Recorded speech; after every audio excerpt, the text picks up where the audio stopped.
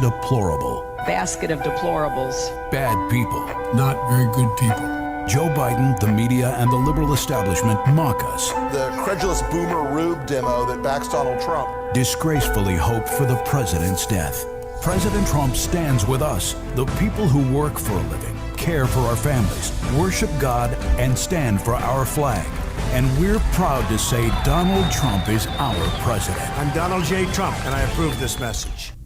ABC News investigation this morning into Joe Biden's son Hunter and questions about money he made from foreign business dealings while his father was vice president. And did Joe Biden allow it? We're talking about millions of dollars in at least 2 countries. Did you talk about China or your deal with China? No. A 12-hour flight over? No, of course not. That never came up? No. Less than 2 weeks after that trip, BHR Partners was launched, a private equity firm funded in part by Chinese banks.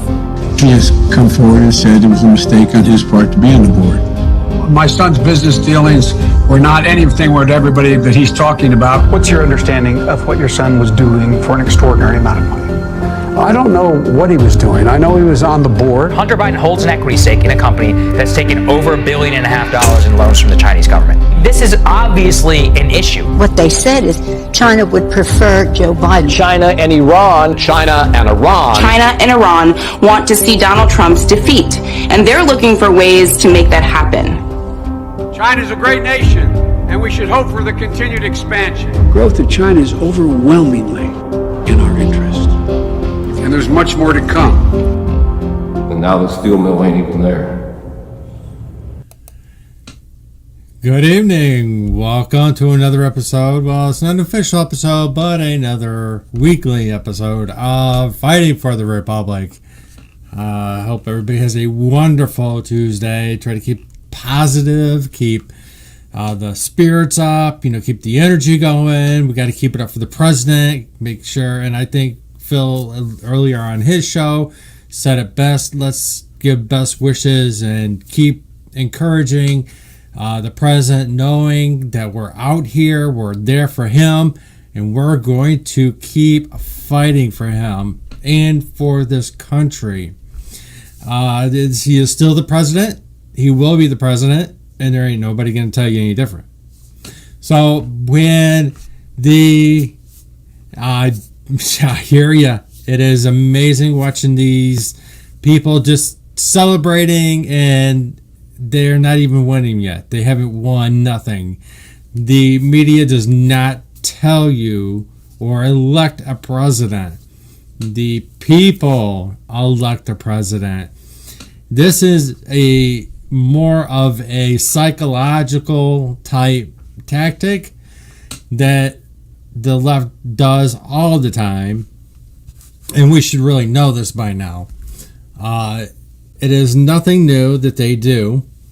So when they are continuously trying to tell us that Joe Biden's the winner, no, he's not. And fuck you if you believe it. Because that's what it is. I mean, if you're not really paying attention, you're using a psyop on us or anything else. So the states are still being contested. We have in Michigan found 10,000 dead people voted. 10,000. That's huge.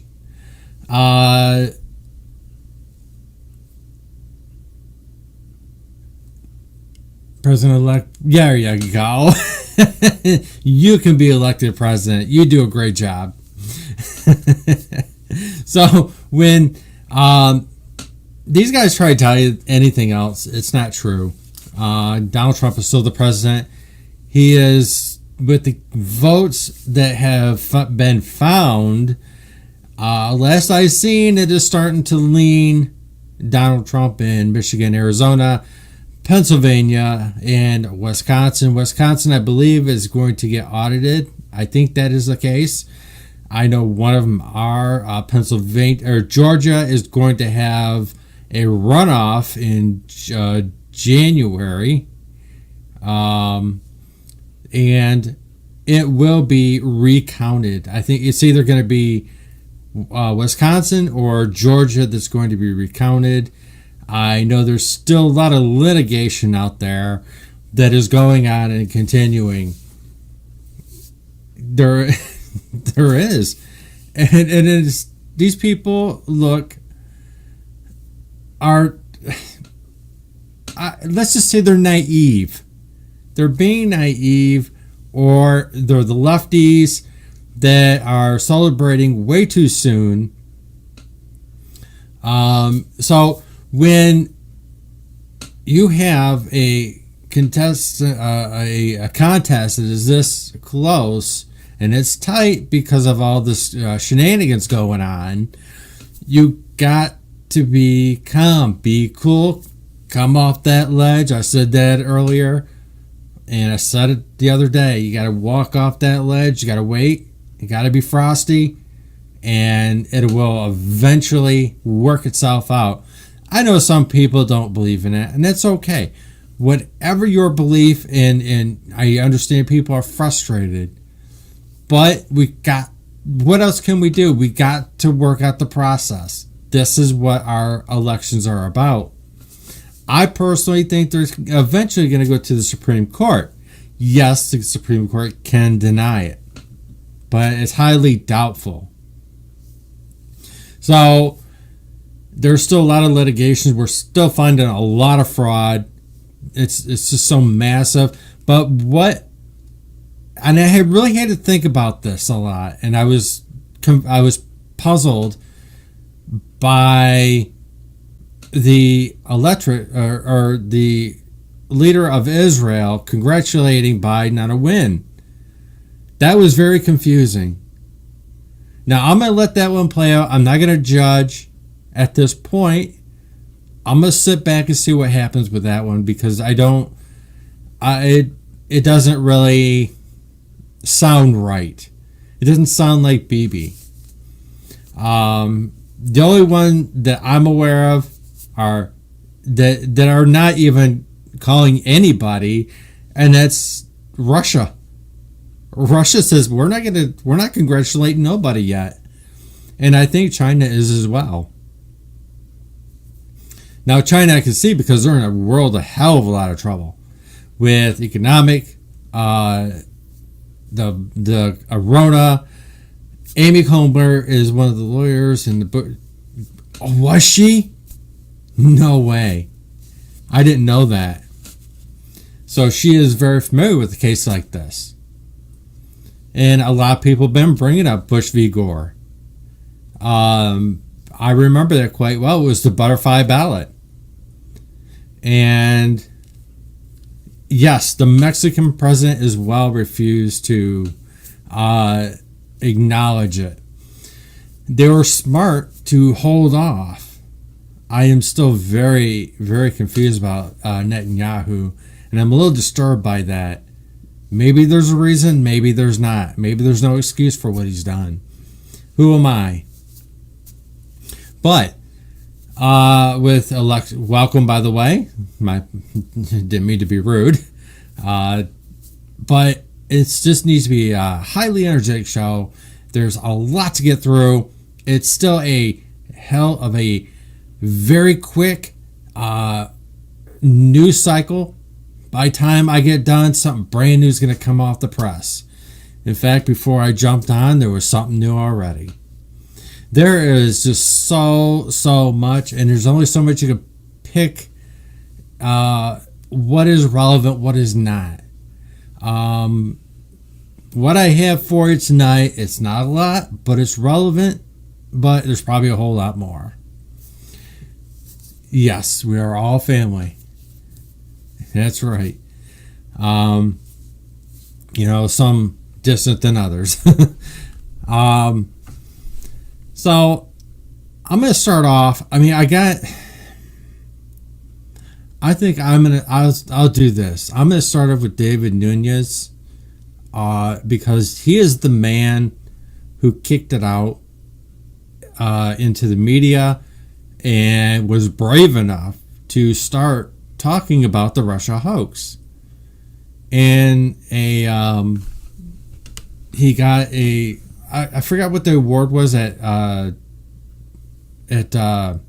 CPAC couple years ago, but he deserved it. He deserves the Medal of Freedom as well, with Michael Flynn and a few others I'm sure we've never heard of, that they were brave enough to come forward. And there's many people actually coming forward on this fraud. I'm a little concerned about playing it because, you know, Twitter's being little pansies about everything right now. You know, Jack will get his panties in a wad. We can't have that now. We'll have to go braid his beard with little pink bows. So when Nunes came out, he got a lot of criticism, and come to find out he was right. So I'm going to play this for you. I thought y'all might like it. The White House has released this controversial Nunes memo. Led House Intelligence Committee releasing its now declassified memo about. He believes it's going to expose prejudice in the top. There are a lot of concerns, and I'm told it will shock the conscience. In February 2018, Congressman Devin Nunes created a firestorm with his 4-page memorandum detailing how U.S. intelligence agencies had spied on members of the Trump 2016 presidential campaign. He really did uncover the biggest political scandal in American history. It was very, very difficult to do, knowing the corruption that had occurred. But yet, millions of Americans have been poisoned. There's no facts, there's no media. And so Devin said, I'm not talking to these people anymore. Devin takes it to an extreme. Always the truth, always. Who is Devin Nunes? How did he first get into politics? And what motivates him to keep going despite all that's happened? To find out, I decided to visit him on his home turf in the Valley in California. This is American Thought Leaders, and I'm Yanya Kellick.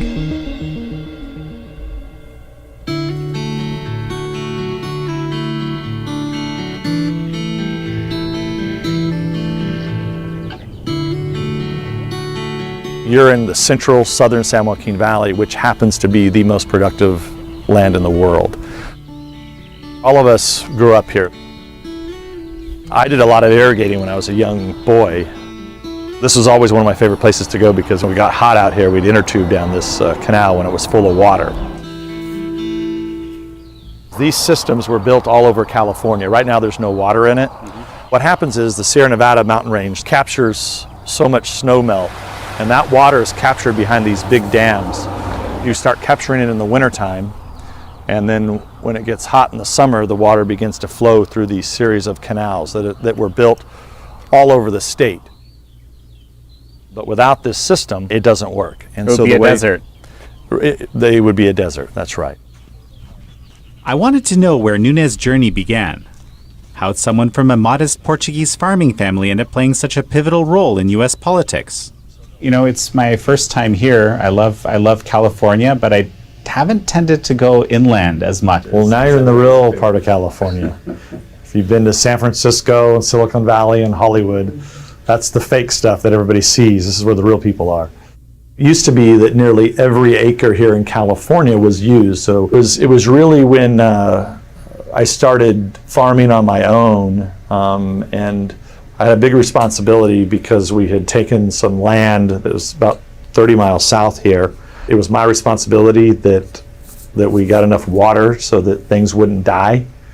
And to watch all that hard work that I was doing and to watch these plants die, it was quite a jarring experience.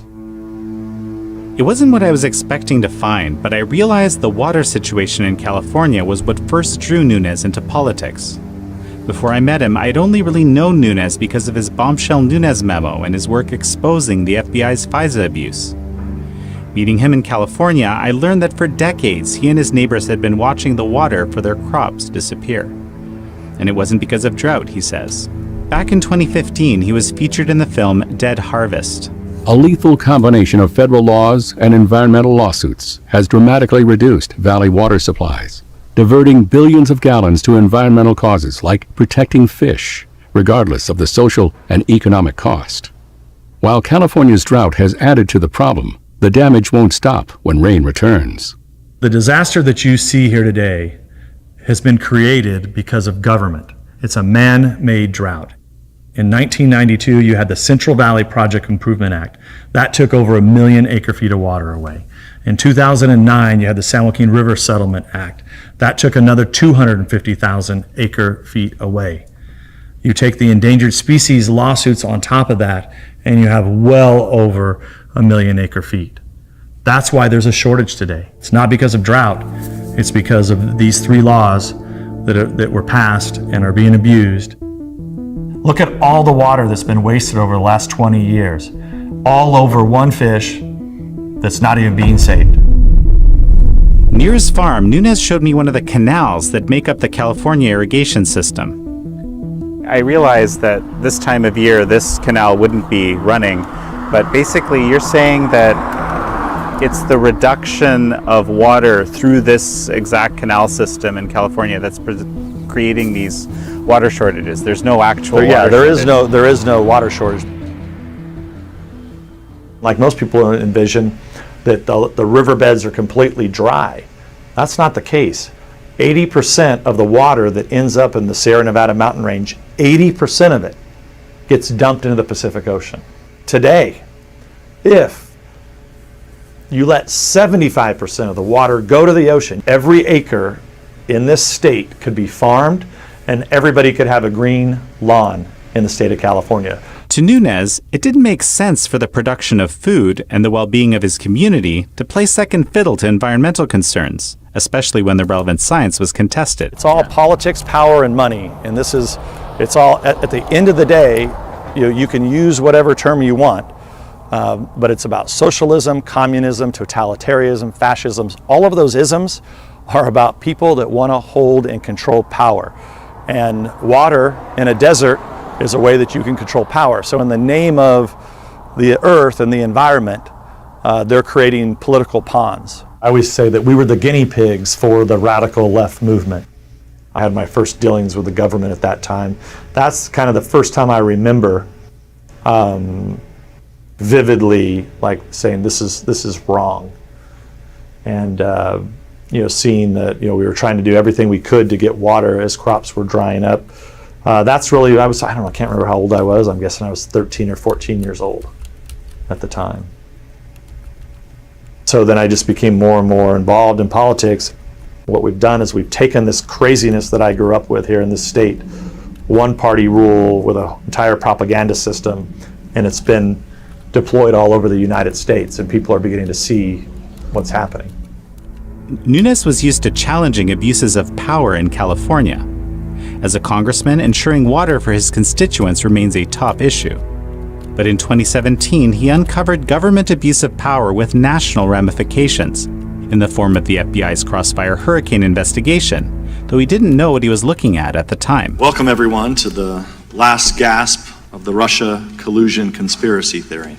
To better understand Nunez's significance in uncovering this scandal, I spoke to Lee Smith, author of The Plot Against the President, which follows Nunez's investigation. Congressman Nunez is a major historical figure at this point, right? Because he really did uncover the biggest political scandal in American history.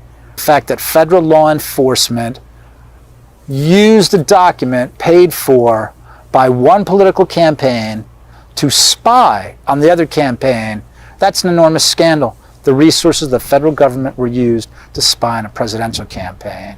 That's what the Nunez memo uncovered. And that right there is the kernel of any investigation going forth. So that's why I say that if it weren't for 8 people, led by Congressman Nunez, but the rest of the Objective Medusa team, no one would know anything about this.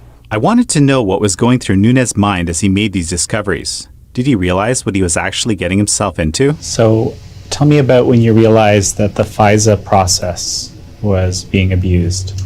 We learned about that in the spring of 2017 because that was when we learned that they had used the dossier as part of the verification for the FISA, even though most of it was blacked out. We were able to figure that out. And the hardest part, imagine sitting on that, we wanted to make that public just a few months later, but as we started to do the investigation, we began to get more and more and more and more evidence. And so it ended up not coming out until late January first part of February of 2018. That was probably the hardest part, was for just a few people on the Intelligence Committee, the Republicans, had to sit on that information for whatever that was, 8 or 9, 10 months. It was very, very difficult to do, knowing the corruption that had occurred. We were able to figure that out before the American public knew that the dirty cops had actually used that to spy on the Trump campaign. So I think it helped us actually, in retrospect, to actually get a lot more information out. Now, after that point, once we made that public, I think that's where it becomes really problematic, because, you know, you had current FBI people and DOJ people covering up and not letting this information out and making up excuses for the bureaucracy, and they never should have. They never should have. They knew exactly what was going on. They knew it was wrong to use that dossier in a FISA application. And as I said from the very beginning, what the worst part wasn't using the dossier. What was worse than that was actually using dollars to go and spy on the Trump campaign before they even had a FISA. And when they were running informants into people like George Papadopoulos and Carter Page, that's even worse than using the dossier, in my opinion. I want to take you back to this moment where you were, discovering the unmaskings. And this is, you didn't, I think presumably at that time, you really had no idea of the extent of what was happening. But I would guess there's some moment where you basically, it dawned on you that something really, really odd and disturbing was happening. Can you tell me about that? I would say that the real tipping point was when I was sitting with the Australian ambassador at a dinner that he had invited me to, and he blew up at me saying that we, the United States, just leaked the transcript of his prime minister talking to President Trump. And I said, no, that can't be us. And then I realized, whoa, that's us. And then of course you had the Flynn transcript, the Mexican president transcript leak out of our president, talking to foreign leaders, which, that should have sent, every FBI agent should have been sent out looking for who was leaking these transcripts. But yet they didn't do it. You know why? Because they were in on it. While I was researching Nunes, I was surprised to discover that prior to 2016, he had had a relatively constructive working relationship with then-ranking member Adam Schiff and congressional Democrats on the House Intelligence Committee. How could things have changed so drastically? Traditionally, this is kind of the saying has been that once we get to our nation's shores, that everything should be bipartisan, and even if it's not, we at least want to put on a veneer that we're speaking with one voice, as when we leave the borders of our nation. And that clearly stopped, and it started to stop during the Iraq War, when that got real politicized. People forget about that time period. There was a lot of vicious attacks on George W. Bush, look a lot like the attacks on President Trump now. But when you fast forward, they learned a lot during that time when they started these super PACs that were developed to essentially, it wasn't about, they just thought that John Kerry was going to beat George W. Bush. And that was when I think things really went awry, and they saw, hey, we can politicize intelligence to get what we want. And then later I watched it because they politicized when ISIS, CENTCOM had totally politicized the intelligence there. And that was totally misread. Part of the reason why General Flynn was fired, because he told the Obama administration, look, you can't just leave here. And don't forget, the Obama administration wanted to do a deal with Iran. So Obama administration started to politicize intelligence, but at least at the congressional level, we still managed to maintain, we may argue behind closed doors, but at least we had that veneer. When we went overseas, we spoke with quasi one voice. But after Donald Trump was elected, that went completely, was thrown overboard, and it turned into the Intelligence Committees turned into the Impeachment Committee. It's a joke. It's an absolute joke. For Nunes, one thing he really can't bear is perceived unfairness. More than just unfairly, this is third world stuff that happened here. Being able to corrupt the intelligence agencies so much that you can just build a fake news narrative and feed it into a intelligence agency, in this case the FBI and the Department of Justice, and effectively spy on the campaign and try to dirty them up with zero evidence. They destroyed hundreds of people's lives. A lot of people had to spend a lot of money. There's so many people that were accused of being a Russian this or a Russian that with no evidence. They got hauled before the Department of Justice, the FBI. In some cases they were spied on. They were brought to Congress. Think about that. Think about how many people's lives have been ruined. I mean, everybody knows, General Flynn, that's an obvious one. But how about Carter Page or George Papadopoulos? And to be spied on by their own government? It's outrageous, and people ought to be pissed off about it. But they're not, because they don't know the truth. To dig deeper into Nunes' personality, I spoke with his first chief of staff, Johnny Amaral. Also Nunes' childhood friend, Amaral had worked with him for over 13 years. One of the guiding philosophies in the Nunes operation is you tell the truth always. Sometimes we say tell the truth till it hurts. And the reason for that is, there's two reasons. Number one, it's the right thing to tell the truth. Regardless if it's good news or bad news, it's the right thing. Number two, you never have to worry about who you're talking to or what crowd you're in front of if you're always telling the truth. And Devin takes it to an extreme, because some people say, I can't believe a politician would say that. Well, if it's the truth, isn't that what you want? Always the truth, always. Never deviate.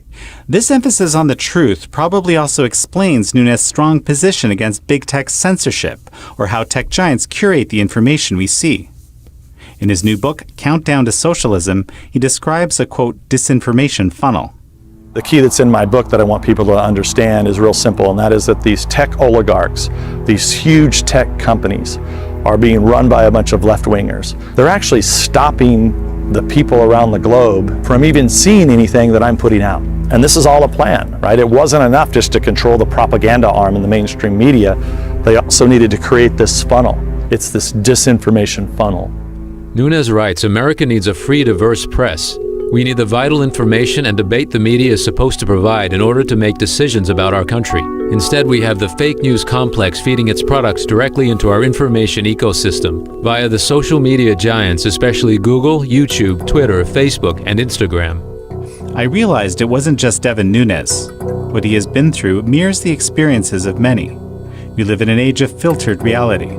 Screened out by the filter is a population of Americans who feel their voices have been muted by biased tech giant arbiters. What's happening is when people pick up these phones, they're being funneled directly into their eyeballs and into their brains exactly what the left wants them to see. And so when we ask why is Donald Trump at 55% or at 45% approval rating, it's because 55% of American people are cut off of any information because their eyeballs are glued to these phones that are being controlled by the social media companies. If you're a Republican and conservative, especially since Trump, you are being censored on a daily basis. Millions of Americans have been poisoned, and poisoned so much so they're, like we talked about, they're tearing down statues and rioting and burning churches, and now we're talking about defunding the police. When I was reading Countdown to Socialism, I was surprised how much of the book focused on critiquing media bias and big tech. Given its title, I had assumed it would focus more on the dangers of socialist-leaning policy. But after I reflected on it more, I understood. In Nunes' mind, there would never have been a lurch toward more radical left policies if it weren't for the media and big tech. We are on a countdown to socialism throughout history. That's what they do, is they control the intelligence agencies and they kill off the other party. They corrupt the voting system so that they control the vote, so that they make sure that they always win. That's exactly what they're doing. They lust for power so badly that they're willing to destroy entire institutions, whether it be the FBI, DOJ, or politicizing all the IC intelligence community elements. It's really sad, and to watch that happen. Living in a true free democracy, you cannot politicize law enforcement, and they did it.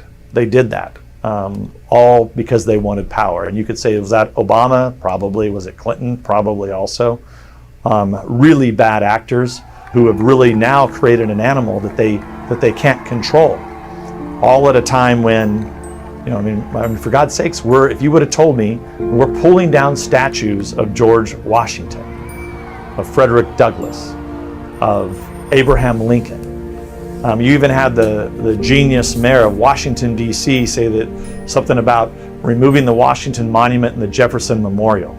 And we're on a real precipice of, now where you have the former Hillary Clinton, who lost, is now out telling Joe Biden, if he loses, don't concede the election.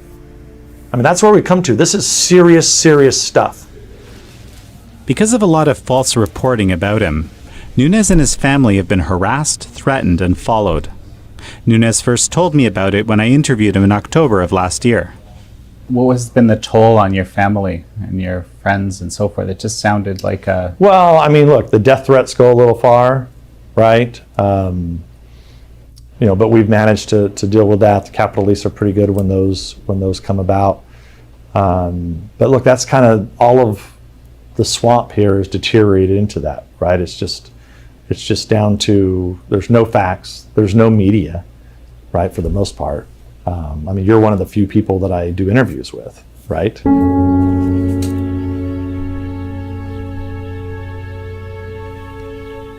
I set out to learn more about how this incessant media scrutiny Nunes faced had affected him. Any facilities or people you got to keep out. So like if you're filming this way, that's probably fine. And just try, no identifiable markers. When they first came out, they actually went, and I'm talking about the major TV networks, went to every single family in this region with the last name of Nunes. They harassed anybody with the same last name. I'd followed the news about Nunes closely since he first became a household name in 2017, but the denigration and ridicule he and his family experienced was far greater than I had imagined. The last 4 years, you've been painted as a kind of, I don't know if say Russian agent or something. Yeah, something. Good segue. Something of this nature. I understand someone actually put up a large billboard near your home of you in Russian uniform. Yeah, well, they put it up all over. They came into my congressional district with anonymous money. Nobody knows where it came from, and they put billboards up all over. It's kind of laughable because nobody knew what the hell they were talking about because they wrote it like in Russian. That somehow I was a Russian agent and a Russian traitor. And the truth has never come out that, hey, it wasn't Trump and the Republicans that were colluding with Russians. It was the Democrats who were colluding with Russians. It's clear, it's obvious. There's, from the Horowitz report to our report to what the Durham investigation is showing, it's clear what happened here. Ironically, Congressman Nunes' record shows that he's a Russia hawk. Back in March of 2016, Nunes appeared on CNN and criticized the U.S. for misjudging Vladimir Putin. The biggest intelligence failure that we've had since 9/11 has been the inability to predict the leadership plans and intentions of the Putin regime in Russia. Clearly, after the invasion of Crimea, that should have been a red line. To learn more about what it was like working for Nunes during this contentious time, I spoke with his staff. I've never done an on-camera interview. Yeah. We're rolling so I told you 10 years I've never been in front of a camera, and so fast forward 2 and I'm in front of a camera. So. Anthony worked as Nunes' chief of staff for 5 years, and he agreed to share how it all started. I remember getting a call from Devin saying, I'm going to the White House to brief Trump on some things. And that's when everything changed. And so what that meant, it went from business as usual to the center of the universe, and all the media attention, and the left's attention was on Devin and what these secrets were, right? And so it was interesting because when there's a lack of information, I learned the press makes up information, right? They start to guess, and then the others start to report on the guesses, and then it becomes, did that actually happen? I don't even know. You realize that what was being reported in those stories, that they were all connected and orchestrated. So on the constituent service side back here in the district, right, the calls we started to get were weird. We'd get several calls about random issues, whatever was on the news, but then they started being hateful, and then there started to be a lot from out of the district and from all over the country. What made you think it was these, angry phone calls were orchestrated? So I would say we started to recognize patterns, right? It started to be a lot of the same things said, and eventually, as enough time went by, you started to see the same number show up, or different numbers, same voice. on the other side of it, so when I was here in the district, I would say very rarely in Devin's career was there a protest on this bill, or they demanded a meeting for this bill, and we obliged them because they were constituents, right? You can hold signs and protest, that's your right. But what we noticed was that these were people that looked like they were from out of the area, and then they started being the same regular people every week. And so we started to wonder, how do these people protest this often? They're probably getting paid. It was about then having those protests and then getting the press to show up. If it happens enough times, you start to realize the patterns and realize there's a concerted effort here. It really kicked into high gear, I would say, summer of 17, and then when the election year started, that's really when it got bad. Because then there was now funding for the re-elect of some guy to try to get rid of Devin. Take a look at the top paper in his home district, now calling him, quote, Trump's stooge, or this billboard in his community. Pretty graphic there. You've been a good boy, Devin, suggesting he is under Trump and Putin's control. That billboard paid for by this man, Andrew Jance's campaign. He is a Democrat running against Nunes. He's Congressman Devin Nunes. Devin Nunes has been under fire. A firestorm of criticism about how he handled classified materials. Controversy and questions. Even some members of his own party now wondering if he can truly lead an independent investigation into Russian meddling. The Russia cloud. And so it was to the tune at the end that I think $11 million was spent against Devin on what's normally a sleepy campaign where we would work hard, put up signs, knock on doors, do the normal thing, and out of nowhere some B-level, C-level Hollywood actors show up as Putin and put on a skit in front of our office. It's really far out weird things that we weren't used to in the district, right? We've never seen that before. You begin to see these patterns, you know, when they run a story and then that story turns into 24 stories, and the next thing you know, they're harassing your family. And what did my, grandmother, who's almost 101, what did she do to deserve that? Have people go and knock on her door. What did all my family? They didn't deserve any of this. Considering the attacks, it became apparent how loyal Congressman Nunes' staff are to him. Most started as interns and then worked in his office for many years, instead of frequently changing offices, which is more typical on the Hill. Devin breeds a loyalty in people that he surrounds himself with. Honestly, it's probably because he's loyal to them, and I know Devin would do anything for me. When Congressman Nunes first ran for office, he asked his childhood friend Johnny to lead the campaign. And after he was elected, he brought Johnny with him to D.C. to be his chief of staff. Turns out this is relatively uncommon. Usually new congressional members hire D.C. insiders into key positions, people knowledgeable in the ins and outs of political life in Washington. This is an interesting story about the management structure that Johnny and Devin had in place throughout the career. So they always said, in critical positions, if you're thinking of moving on, good for you and we're happy for you, let us know before. Don't give us 2 weeks notice. We'll even help put a good word in for you.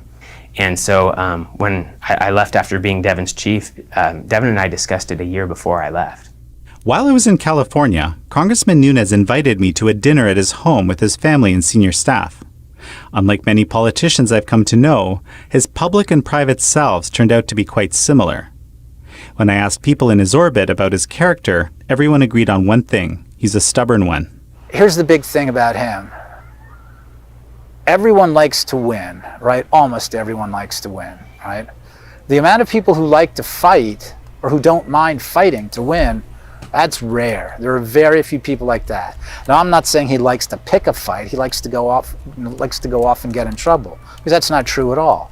What I'm saying is if they come after him, he'll fight back. And he likes it. He just thinks that's part of the thing. To get something important done, that's something you have to do. Given everything he had been through, I was curious if Nunes ever regretted his choices. Has anyone ever recommended that you stand down with what you're doing? Well, I think the left, obviously has wanted me to stand down. But I have great support across the country. And the few media companies that I do talk to, like you, and I think that's, I have a lot of respect for the few companies that are out there who are willing to stand up and do the right thing. So at least there was a few people, a few institutions, journalists that were actually doing the work and knew that something had really gone awry here. Did you ever think that this was just all too much? No, because the more that they attacked, the more that I knew whatever they must have been doing must have been really bad, because I had to be right over the target, because the amount of money and time that they were spending on me didn't even match what I knew at the time. I found it somewhat difficult to wrap my head around his dogged personality, so I actually asked him the same question again the next day. How do you keep going in this environment? Look, you don't really stop to, maybe someday I'll stop to think about it, but right now we're still in this fight. So I appreciate your question, but I just can't answer it today, because there's no time for like self-reflection to sit back and say, well, what, should we have done something differently? Should we have not have? Because the criminals are fleeing from the scene. They're trying to get away. And it's up to me and our team on the House Intelligence Committee to continue to hold these guys accountable and make sure they pay the price so that we can get this country back on the right track. Unlike many congressional members who move with their families to the greater D.C. area after they're elected, Nunes was always sure he wanted to keep his true home in Tulare County. And according to his staff, almost every week he hops on another flight from Reagan National to Fresno Yosemite to be with his family.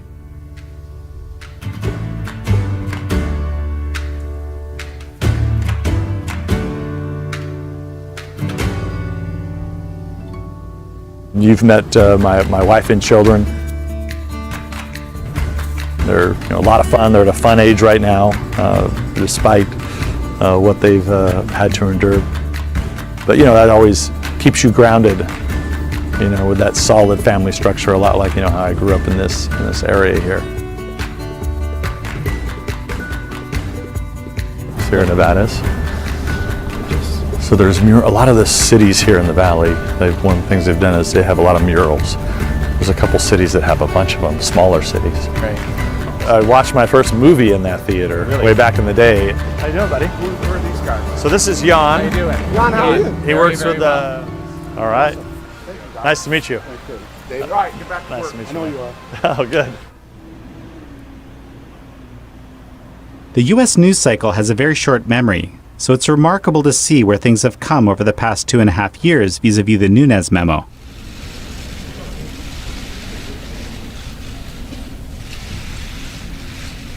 We found, and as we outline here, are deeply concerned that so many basic and fundamental errors were made by 3 separate hand-picked investigative teams on one of the most sensitive FBI investigations after the matter had been briefed to the highest levels within the FBI. That leaves an open question as to what the FBI or the Attorney General will find with these referrals. There are significant serious failures here on the operation of particularly in connection with the FISAs, whether it was sheer gross incompetence that led to this versus intentional misconduct and what the motivate, and anything in between. Since these reports have come out, like the Horowitz report and others, I mean, it seems like what you wrote in the Nunes, what's called the Nunes memo, has turned out to be accurate. Yeah. Where there was a lot of debate about that. Actually, it was well. We knew it was accurate. There was only debate by the corrupt media who was in on it. Okay, you have to remember, the media was in on this dating back to all through 2016 because they were receiving the dossier. So they were in on this from the beginning. So when we put out, the only thing we did wrong in the Nunes memo is we were just very clear and concise, and we should have put a hell of a lot more in there in retrospect. But we just wanted to make sure that everything we had was dead on accurate. And so that's why we kept it so short. In fact, we had taken some things out just because we didn't have it 2 or 3 sources, which is what we wanted to have for everything that we said. To seek recourse, Nunes has turned to the judiciary. He has launched a series of defamation lawsuits against his detractors, so far with limited success. I'm left with no other option but to hope that the judicial branch of government, that third branch, steps in and stops the madness. Because what's happened to me has happened to many, many others, just not to the degree. And so I thankfully have the ability to bring these cases and hope that these judges will begin to do the right thing. It's not okay to just make something up about your neighbor. That's not okay. Look, I can sit here and just type stuff in on social media and make stuff. I got millions and millions of followers across all of my platforms. So should I just sit here and just, I don't like this guy today. Let me just talk about, maybe I think he was with underage prostitutes, possibly. I mean, should that be okay for me to say? It's not okay. And these courts know it, and these courts need to enforce the laws. In the midst of uncovering this major scandal, Nunes has continued to fight to secure more water for the San Joaquin Valley. This year, he says he's finally seen progress. It's the first water we've actually gotten back in my lifetime. And what really made this possible was President Trump getting elected. He came out here a couple times and he saw it for himself, and he didn't understand why was that side of the road green and lush and the other side of the road dry. I would probably say the most memorable moment working for Devin was getting to join him as Trump signed the California water memorandum that he did. I've worked on California water for Devin since the very first bill that he introduced. And so to see that come to fruition with the President of the United States weighing in on California water to our benefit, not to our detriment, but to our benefit, was a huge moment for me. My whole entire life, we've been giving away water. We got a little bit of that clawed back. And guess what happened the day after? The Democrats in Sacramento, led by Governor Newsom, sued the Trump administration to stop this science from being implemented. There's something about Nunes' tenacious, no-frills personality that separates him from other politicians. The Nunes memo has taken its place in history as the official document exposing FISA abuse that allowed the FBI to spy on the Trump campaign and presidency. And U.S. Attorney John Durham is continuing his investigation into the origins of this crossfire hurricane surveillance.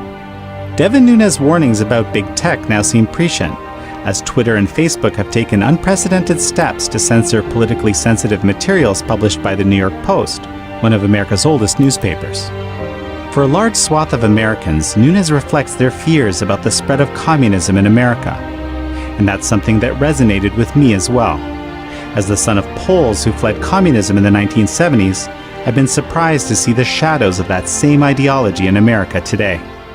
We have to decide in this country, is it going to be okay to just, yell from in a crowded theater, fire, when there's not a fire? Is it okay to just accuse people of federal crimes, of being a traitor, and all the things that they've done to me and my family? Is that going to be allowed in this country? I hope that we get to a point where the American people see that this lurch that we've made towards socialism and communism gets you to a very dark place. And I hope that the message that I've brought, being growing up here in California, watching this state turn into a socialist nightmare, that I'm kind of the canary in the coal mine that's spreading out this information to the American people, that hopefully it won't be too late.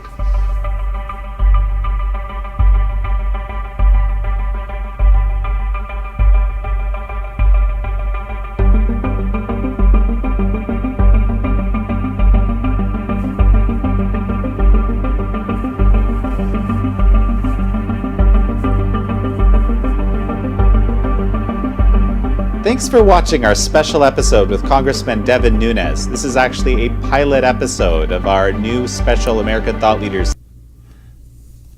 I hope you enjoyed that. I've been sitting on that for a while. I just have not had time to show it. Very fascinating indeed. I love people who will fight for us, just like him, just like Trump. Anybody, Jordan. I know I've heard criticism of Jordan, but he is a fighter, and this is what more we need in the House and in the Congress. When it comes to the election, there's still no word on the House. We have still gained some ground. Democrats have lost ground. Senate, same thing, no word yet. But when it comes to getting the word out there, we all got to, it really was. And I'll be honest, this is the first time I've seen it. And it's really fascinating. It's great to see great men like that in their personal lives and how they got to where they were. What motivated them to get into politics. And because it is, John Jacobs keeps fighting. He is still in there. He's not going to concede. Amen to that. It has people like that who are going to bring this country to its greatness. And, it's very sad to see all these people who are lost in hate that we see on television. They're still a pretty small group, and I hope it does keep this way. But we got to keep our prayers going for the president and all of the GOP candidates and who are actually in the House got reelected. We may not like all of them. We're not going to. It's not a love fest. They're politicians, and hopefully there are more who are with us than against us. Romney. So when we just step back, I know there's frustration out there. I've seen it. I've heard it. I've been there a little bit. We got to all come back. We got to keep hanging in there. We got to keep the fight up. And it's a man like Devin Nunes who put his life in jeopardy with all what he just told about. They're harassing his family and the lies they told about him. And God knows what else we have not heard about. Trader Mittens is right. But I give I know I've heard some bad things about Ronna McDaniel, but hey, she's fighting for us. Let's not pull the rug from under her right now. We need her. We don't need Mitt. He can go back to Utah. So we got to not put the blame game right now on anybody on our side that undermines the fight. It's not warranted. Or Rubio or whomever, And I want to give a shout out to Kevin McCarthy. I really am very impressed. I'll say it again. He is really doing a good job. I really did not have a lot of confidence in him when he first got elected to minority speaker. But he's been in there fighting. He's just kind of a soft voice. You don't really expect a lot from him. You expect like a Jordan, like roll up the sleeves, let's go. No jacket, let's get to work. That's the kind of people, and Donald J. Trump is also one of those type of people. He doesn't care. I swear the man never's got to sleep. But we all have to just look back and calm down. Just a little, please. That's what I'm asking. If it means anything. I know people aren't really happy with Rubio right now, and I understand. I'm not much of a fan either, but right now is not the time for me to criticize him. He has had many faults. So there's no time for infighting. We got to support even the turncoats there. I know that didn't help, but what else word do you want me to use, which isn't really that bad? But we really got to support them, even if we don't like them, because we do need them, and hope for the best. That's all we got.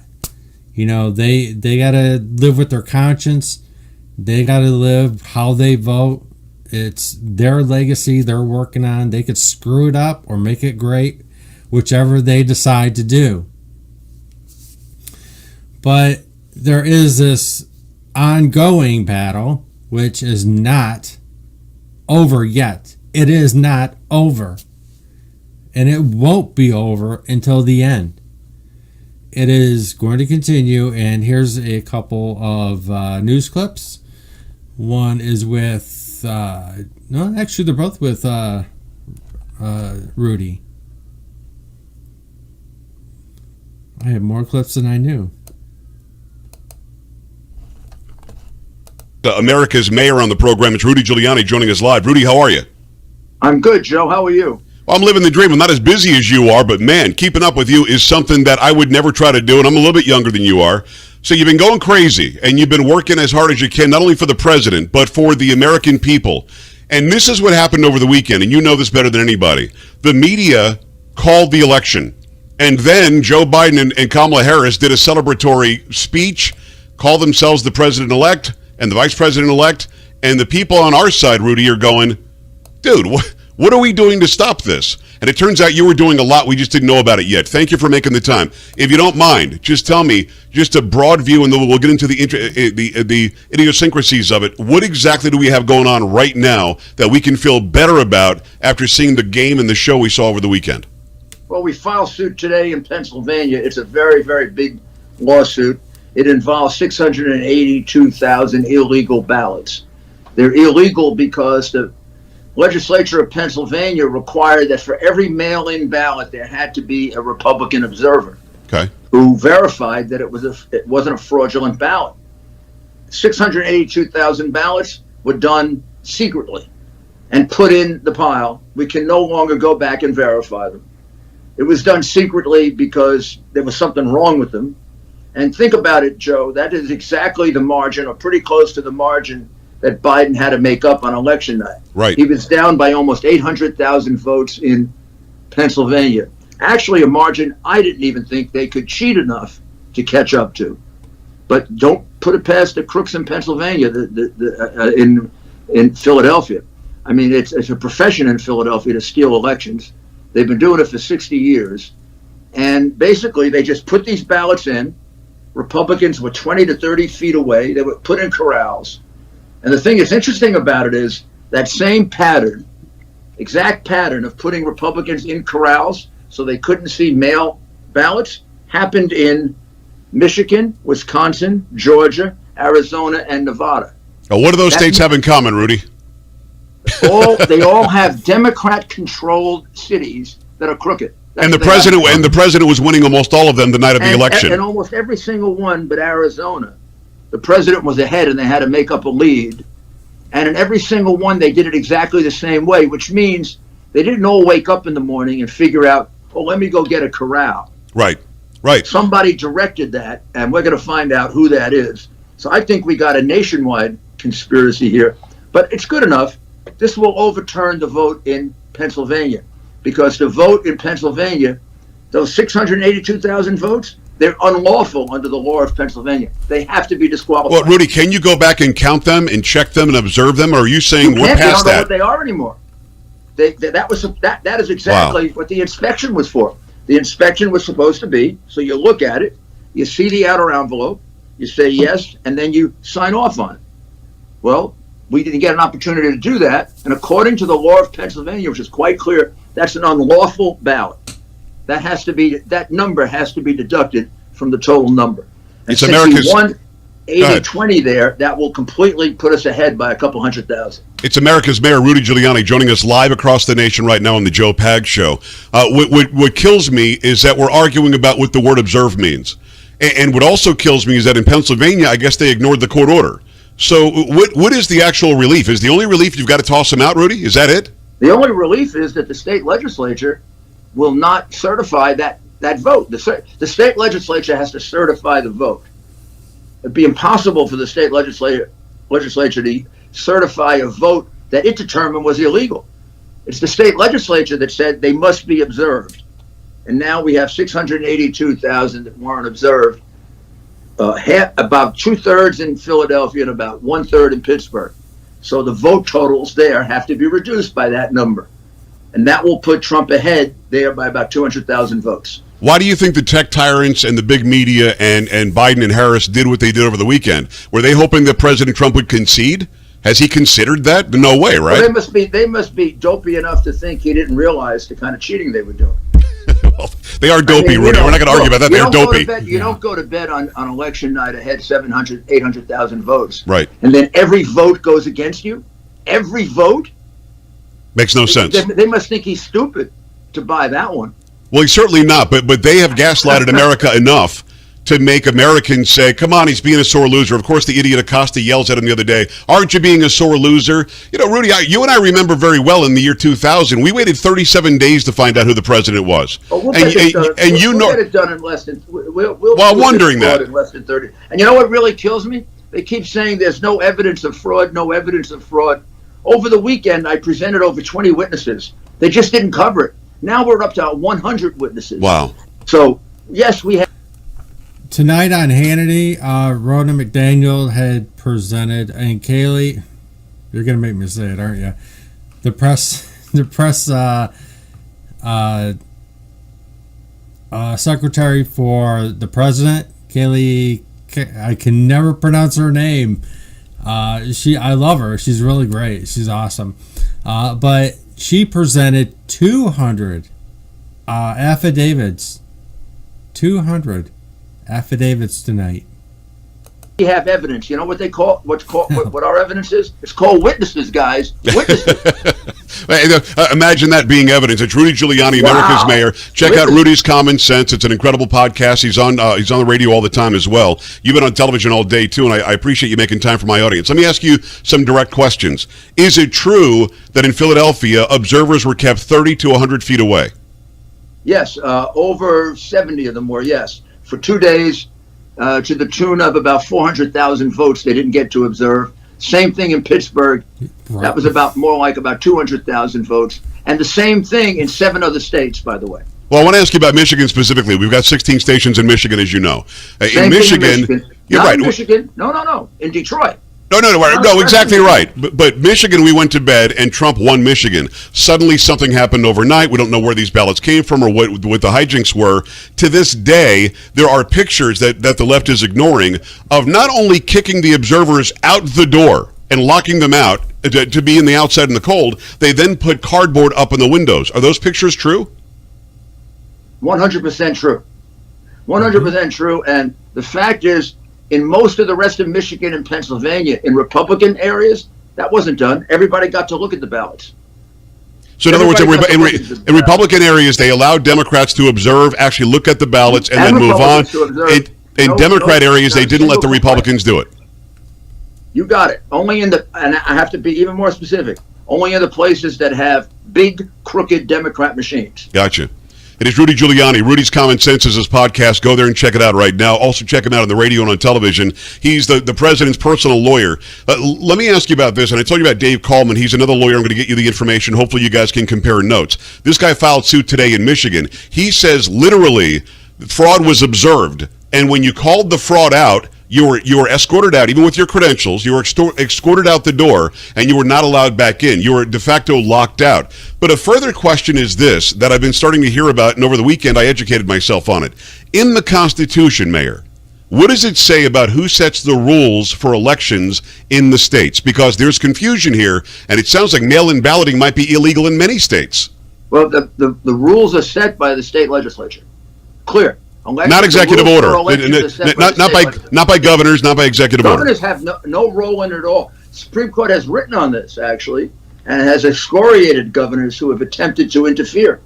The rules are written by the state legislature. It's called the Elections Clause of the Constitution. And it says the rules are set by the state legislature. So when they started this mail-in ballot nonsense, which we all knew would be fraudulent, one of the protections was observation. I mean, you only get one chance to determine whether it's a valid ballot or not. And that's when the envelope is sealed, and you can look at the outside of it, and you can see if it's regular. Right. And if it is, you pass on it, they open it up, and they put the ballot in. At that point, the ballot is gone. It's gone, it's counted. You can't recreate it. And that's why the inspection is so important. It's not like a machine where you keep the vote, and you can go back and check it. Right. And that's why the legislature made the observation so important, and that's why the violation of it leads to an unlawful vote, and you can't take it back. So de facto, you're saying, in fact, every mail-in ballot where it wasn't properly observed should by law be thrown out? There's nothing else you can do. There's no way to cure it. You can't go figure out if it's valid now or not. And then when you add to it the additional evidence that's going to come out in state by state, where it's being done in the same way in 8 or 9 different states, clearly this is a conspiracy. Come on. They didn't all get up in the morning and say, we're going to go rent a corral, right? No, exactly right. And obviously, you don't proclaim victory before you're claimed the victor unless you're trying to persuade public opinion. Do you, in your role as the president's personal lawyer, have to worry about public opinion? Or is it just the facts are the facts, and I don't really care what you think, I'm going to present the actual case? You always have to worry about public opinion, Pags. I mean, sure, ultimately it's the court that matters and the court decides. But you have to realize that even courts are swayed somewhat by public opinion. So you can't let it get too far away from you. And it is very hard in the atmosphere that we're in because, look, we faced censorship for 3 weeks about the hard drive and all the crimes that are there. I mean, I still can't believe that. And we're facing censorship over this. We were presenting evidence all weekend. I finally got on a morning show this morning and they said, oh, no evidence was being presented. I said, no. Evidence was being presented. You weren't covering it. Evidence was being presented all weekend. You just weren't covering it. It's America's Mayor Rudy Giuliani. Conferences with witnesses this weekend. He's live with us on the air right now after a very busy day, and there's a lot of work ahead. I saw you at a news conference, and I can't tell you how much I appreciated what you said. The reporters are yelling at you, why won't he concede? The reporters are yelling at you that the race is over, he's being a sore loser, and you said, well, who called the race? And they said, well, NBC, AP, NPR, and you said, oh, the media called the race. All right, so I guess the media decides it now. Mayor, is the media, in your opinion, overstepping not only its duty, but its level of integrity to the point that they're done? If you uncover what you say you're uncovering, and I trust you are, and if Coleman and some other lawsuits are doing the same thing, the media has egg on its face forever, right? Well, you consider their performance on election night where they held back counts. Fox called Arizona in 1 minute. Ridiculous. Arizona is almost at this point, honestly, too close to call. I mean, it's like this. They called it in the first minute. Right. And then they orchestrated their calls so that they waited forever to call South Carolina. Ridiculous. So they could call California first. I mean, it was sick to watch even Fox and the way they handled it. I mean, it was completely manipulated to try and affect public opinion. Look, big media, big tech has decided they want Trump out. And they don't really care about what you voted for.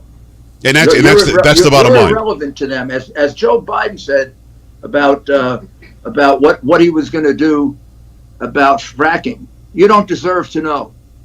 You're a bunch of chumps. You don't same thing about packing the court. I'm not going to tell you. And this is exactly right. You don't deserve to know.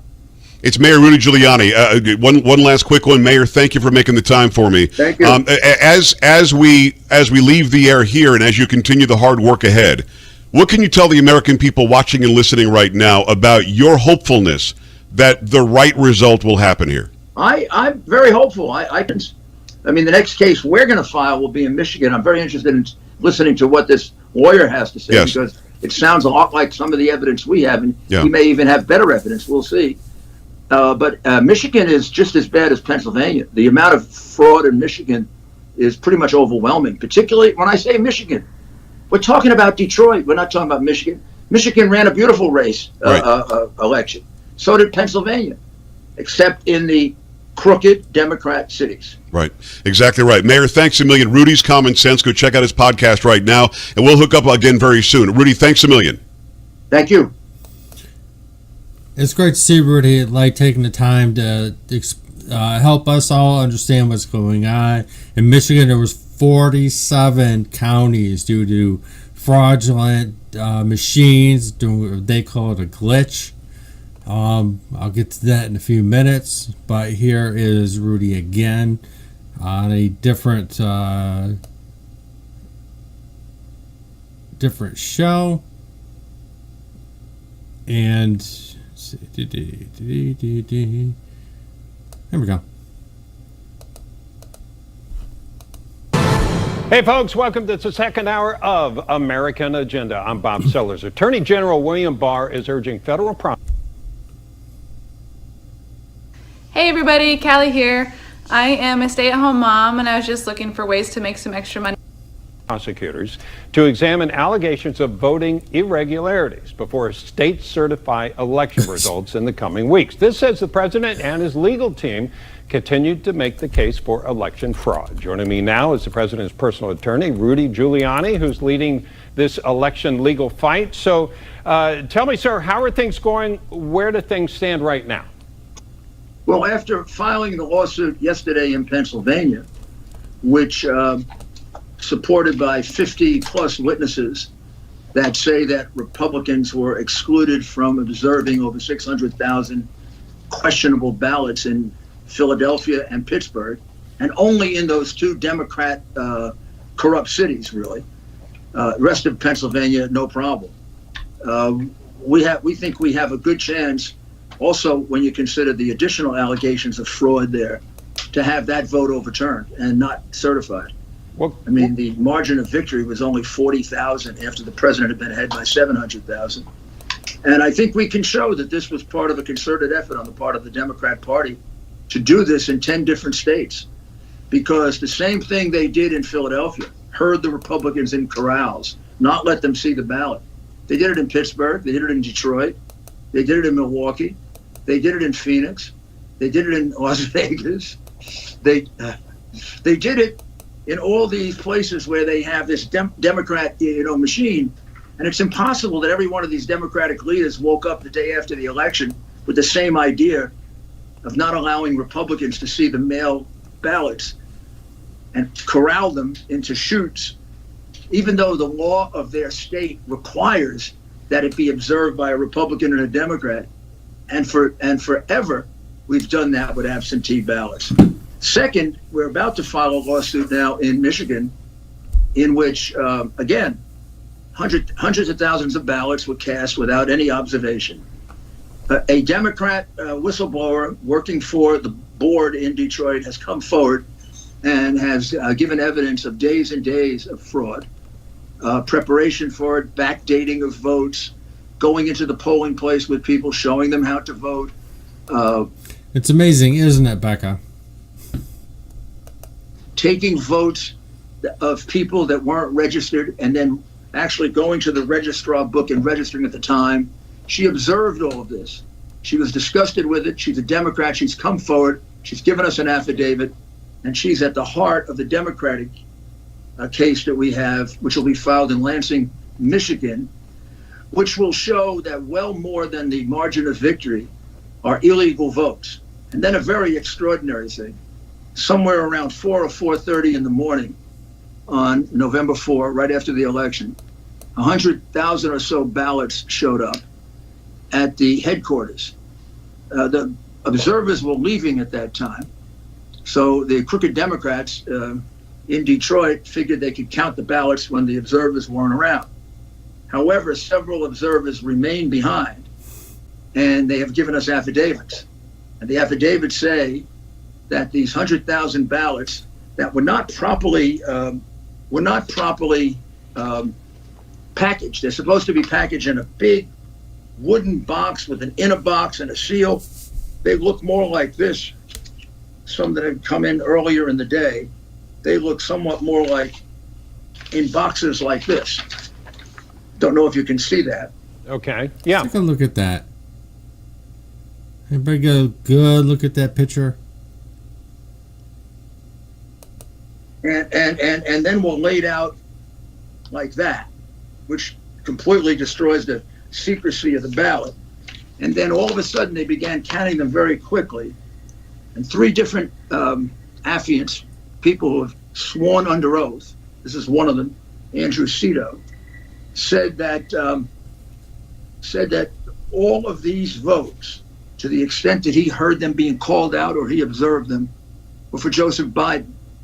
Okay, and every ballot he saw had no one else on the ballot. Just to be clear, you're talking about that occurred allegedly in Michigan? Is that where you're saying that? Yes, I'll read you the affidavit. No, that's Andrew okay. Cito. You don't have to read it. I just want to make clear where you were talking about. I'm sorry. I'm talking about Andrew Cito in Michigan, in Detroit, Michigan, at the TCF Center. He was there from 9:30 in the morning. He remained behind when many other people left. At 4:30 in the morning, these shipment of absentee ballots came in. He was told that there were several vehicles outside with out-of-state license plates. They pulled up to the center at 4:30 and they unloaded many boxes of ballots. Okay. Tens of thousands of ballots were brought in and placed on 8 long tables. But Mr. Mayor, could I ask you a question about the process here? Could I ask you, so you filed suit in Pennsylvania regarding the allegations of fraud that you have. Obviously, you say you're going to go to Lansing as far as this situation. I'm kind of curious, what's the timing here in which you expect to get some sort of answer? How it turns out, what kind of remedy are you looking for?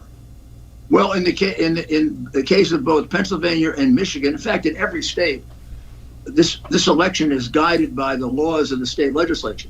And then it's the state legislature that has to certify the result as honest and fair.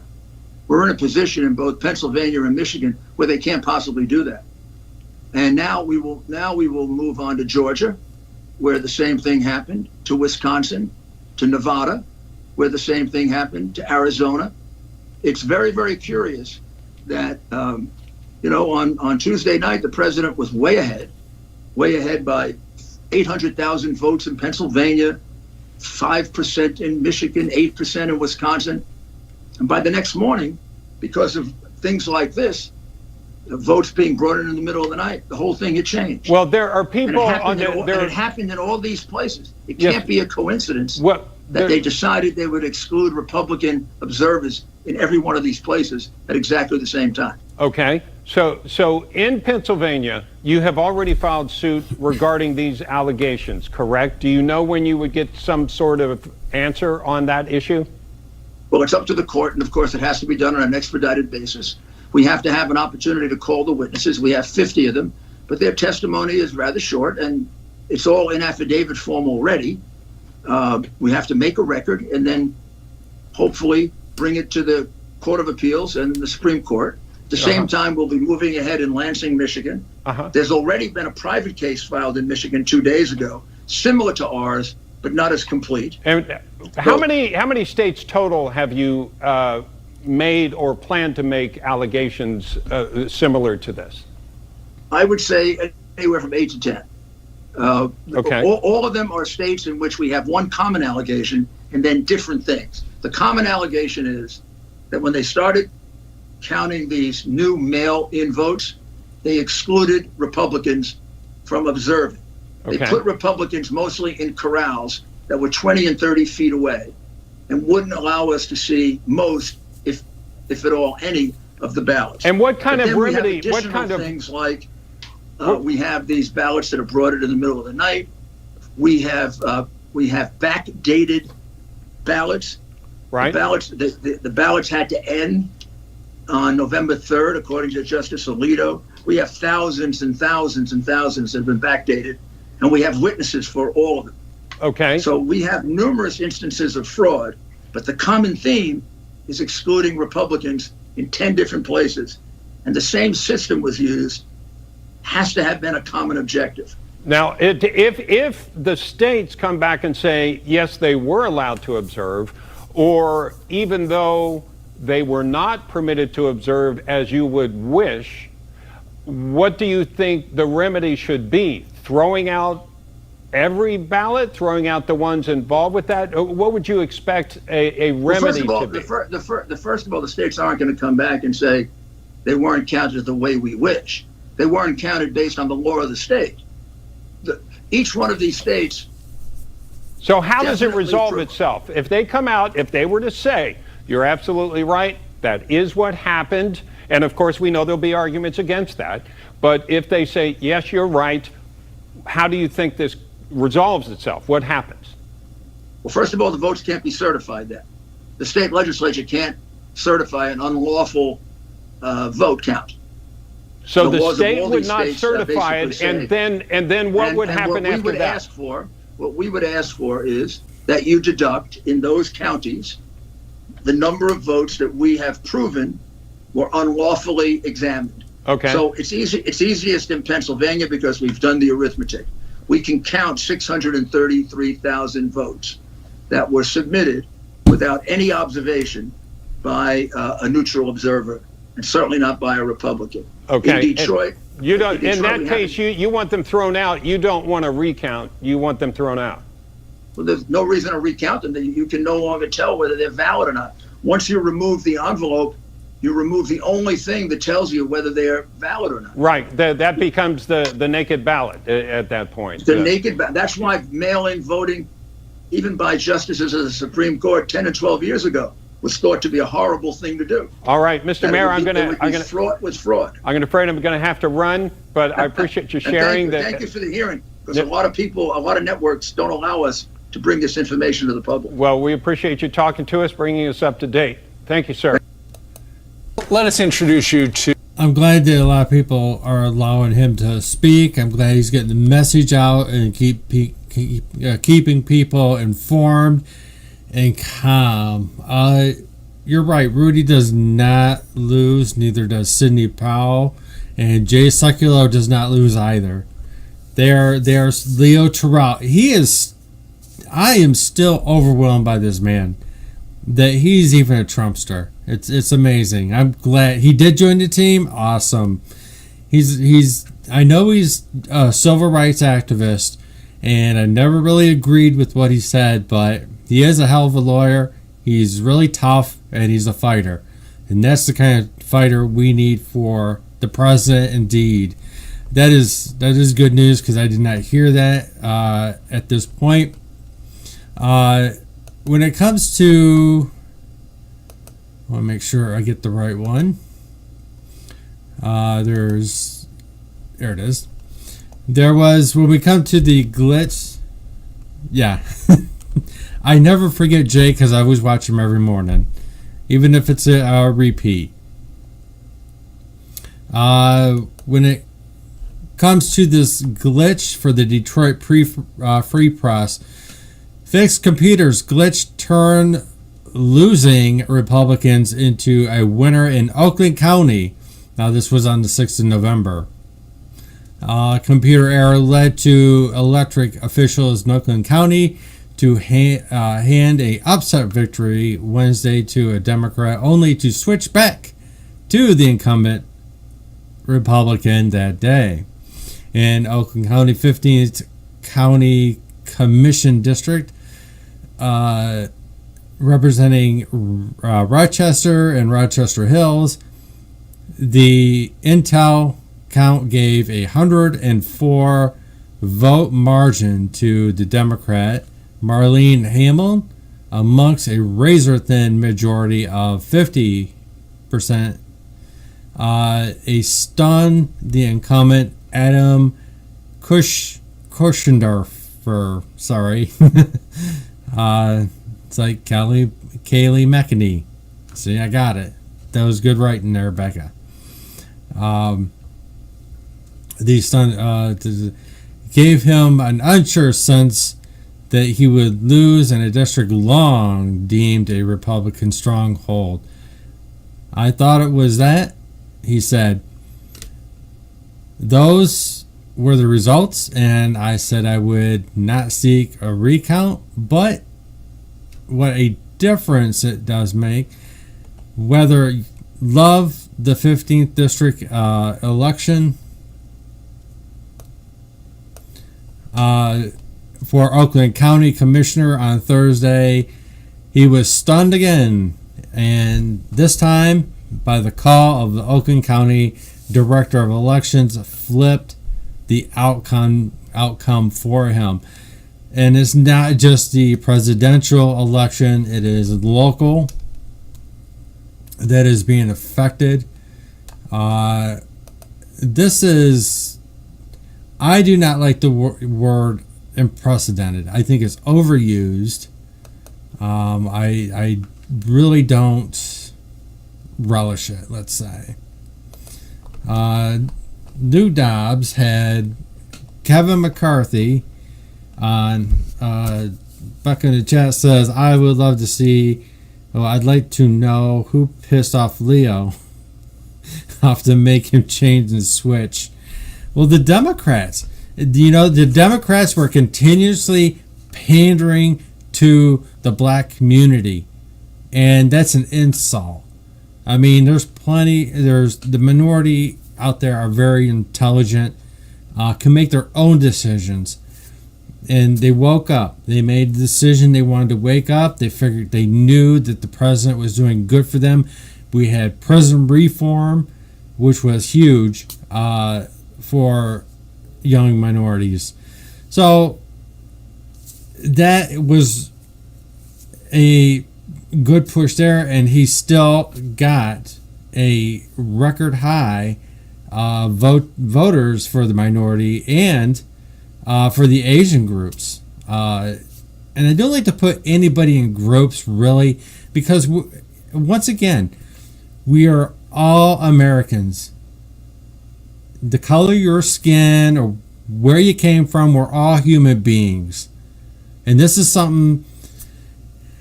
I can't shake all these hands.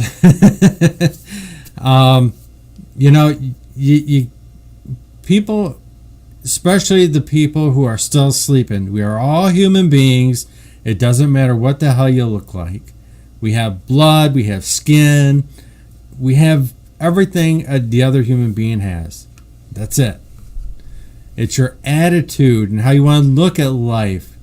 How I personally think you're raised to be like the hateful left, or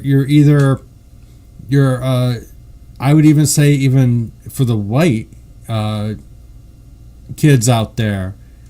Again, I don't like to put anybody in groups, but how else can I explain it? That maybe you're rebellious against your parents. Well, that's stupid, guys. That's just plain stupid. They are actually now turning on each other. I was watching Twitter, and they had Black Lives Matter and Antifa fighting. I say go for it. If you want to be that retarded, just go for it. Let's make Thunderdome real. Seriously. I mean, if they really have that much anger for each other, let them fight it out. Leave us alone. Problem solved, right? Black Lives Matters. If you don't get to put in the color in for it, you're a racist. I'm a racist.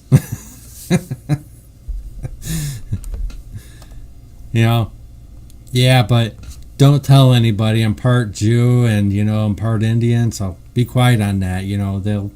They won't like that.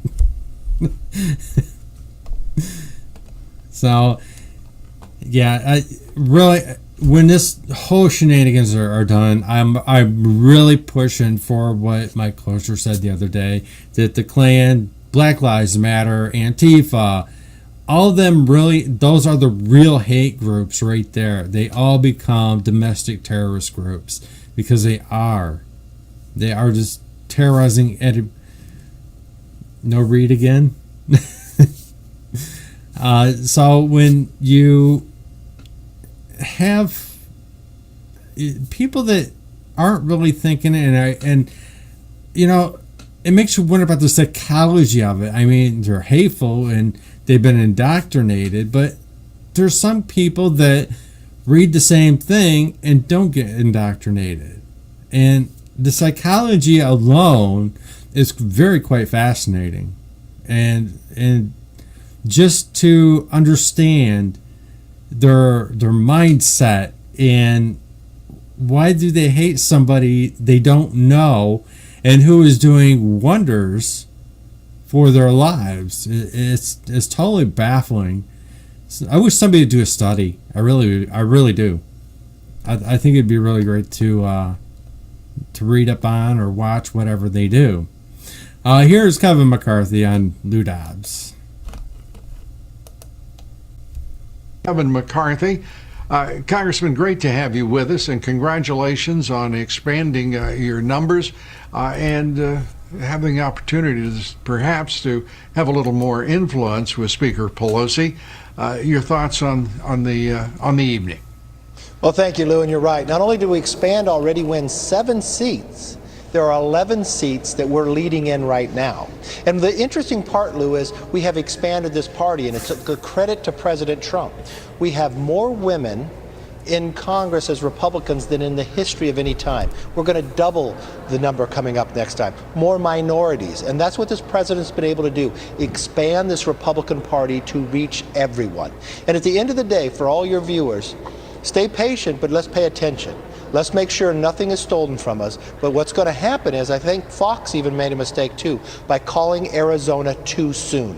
I think when they continue to count the ballots, it's going to come back to President Trump that he won Arizona, he's going to win Pennsylvania, and that'll be 280 electoral votes that he needs, because you only need 270, and he will get 4 more years, and you'll have a Congress that all...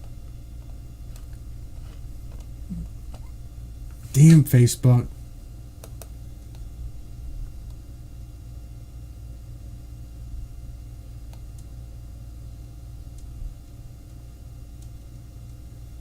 Not my fault.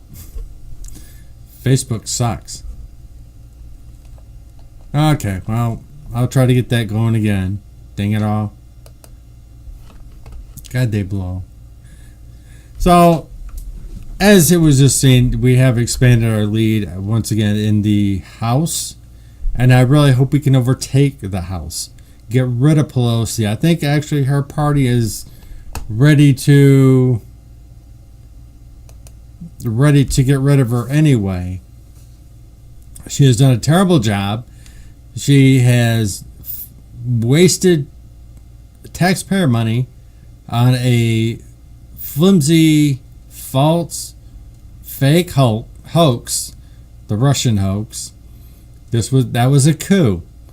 And what they're trying to do right now with this voter fraud is just another coup attempt. The people do not want this. Yeah, it's Facebook. They just suck. They're getting worse by the day.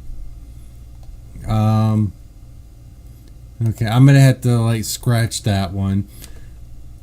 I'm gonna actually try to give you Levine. He was. Yeah, I read this Facebook. correctly, that Twitter banned the... Hold on. Either doesn't want to play or does want to play. Can't make up its mind. I read this correctly, that Twitter banned the great one, Mark Levin, after you quoted... No? No. They slapped me. They I slapped quoted the you. Constitution and they slapped me. Well, Twitter can go to hell and Facebook can go to hell. Of course they would. They don't believe in the Constitution. Sean, I want to hit this But you fast, 'cause I quoted know the you have a lot to do. Constitution in the tweet, right? That's what Yes. Yes. Okay, we're in trouble. We're doomed. Look, the reason Alito did what he did, and let's pray to the good Lord that there are 5 justices who are constitutionalists on the court, because Roberts clearly is not, is because of Article 2, Section 1, Clause 2 of the Constitution. And the left and the Democrats hate this clause. Why? What does it say? Each state shall appoint in such manner as the legislature thereof may direct a number of electors equal to the number of senators and the representatives.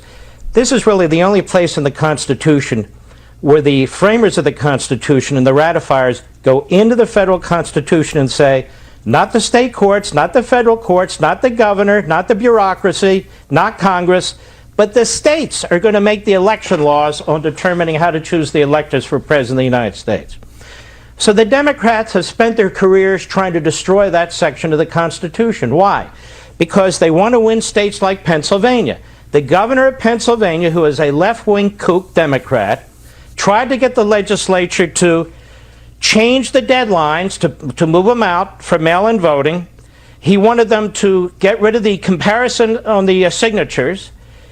The Secretary of State wanted to be able to cure the ballots, in other words, go back and tell people how to fix their ballots, among other things. The Republican legislature said no.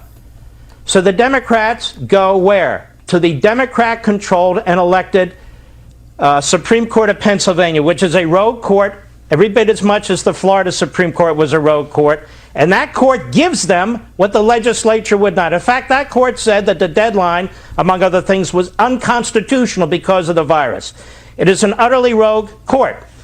The Democrats have gone into state after state after state. As a matter of fact, the Democrats brought over 300 lawsuits, and their left-wing friends brought over 300 lawsuits during this election to change the election rules in states, and they did change a lot of them. The Biden campaign specifically brought 60 lawsuits beginning in August. So what did they do? They wanted to change the rules. So let me answer Chris Christie and Alan Kinzinger, whatever the hell his name is, and all the other Republicans who are out there saying, show me the evidence of fraud. I'll show the evidence of fraud, boys. They changed the rules. Why did it take till 2 a.m. or 3 a.m. the morning after the election in 2016 to know who the winner is, but we're still counting votes today? Now, why were the rules changed by the Democrats? Because they believe in good government? Because they wanted to help Republicans? No. They fixed the rules to help Democrats. That's why Alito and hopefully 4 other justices are saying segregate those votes. Those were done by the state Supreme Court of Pennsylvania in violation of the federal Constitution of the United States. Look, I have a lot more to say, but let me just say this before I lose my time. There's more evidence of voter fraud than there was ever evidence of Russia collusion. So those who keep saying, let's see the evidence, where the hell were you the last 4 years? You were nowhere. The Democrats went earlier and earlier voting and later counting. Now, why do they want that? More time to fix the system. I don't mean reform it, I mean fix it in their favor. They believed in flooding the system, create chaos. They've done this in a number of places. Grab power and then accuse your opponent of misbehavior. Where does that come from? 2 Marxist professors, Cloward and Piven. That was their ideology. The Democrats have embraced this for years and years. Now we're supposed to have unity. Let me tell you something. I'm part of the new resistance, God forbid if our president doesn't win. They didn't give this man 1 minute of peace when he was president. Not 1 minute. State criminal investigations, federal criminal investigations, congressional investigation, phony impeachment, coup attempts, the Obama-Biden administration with the FBI spies and all the rest. At no time during the last 4 years did Joe Biden say, let's unite around our president. So, Mr. Biden, God forbid if you're president, but I personally intend to treat you the same way Nancy Pelosi, Chuck Schumer, Jim Acosta, Fredo Cuomo, and all the rest of them treated my president. So I am not uniting around this man any more than they united around our man. But it ain't over till it's over. And let's see what the Supreme Court does, and let's see what happens in these other cases because they're vital. And by the way, in 2000 when we had the challenge, Al Gore had 37 days where in one state chasing Chads. Damn. They don't even give it time to like frickin' end this segment. I do like his rants. He's a very smart man. He can rattle off the Constitution like that, just like Amy Barrett. I'm telling you, he knows it backwards and forwards, which is great. I found some very interesting, let's say, clips, if you will, and I just accidentally came across over them, tongue-tied, which is not very new. But I thought you would all really, really like this. General Flynn did an interview, and this is, let's see, this is dated November 10th. I thought y'all might enjoy this.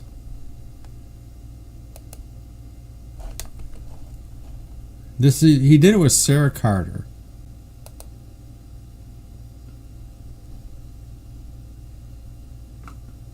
Maybe. Okay, there we go.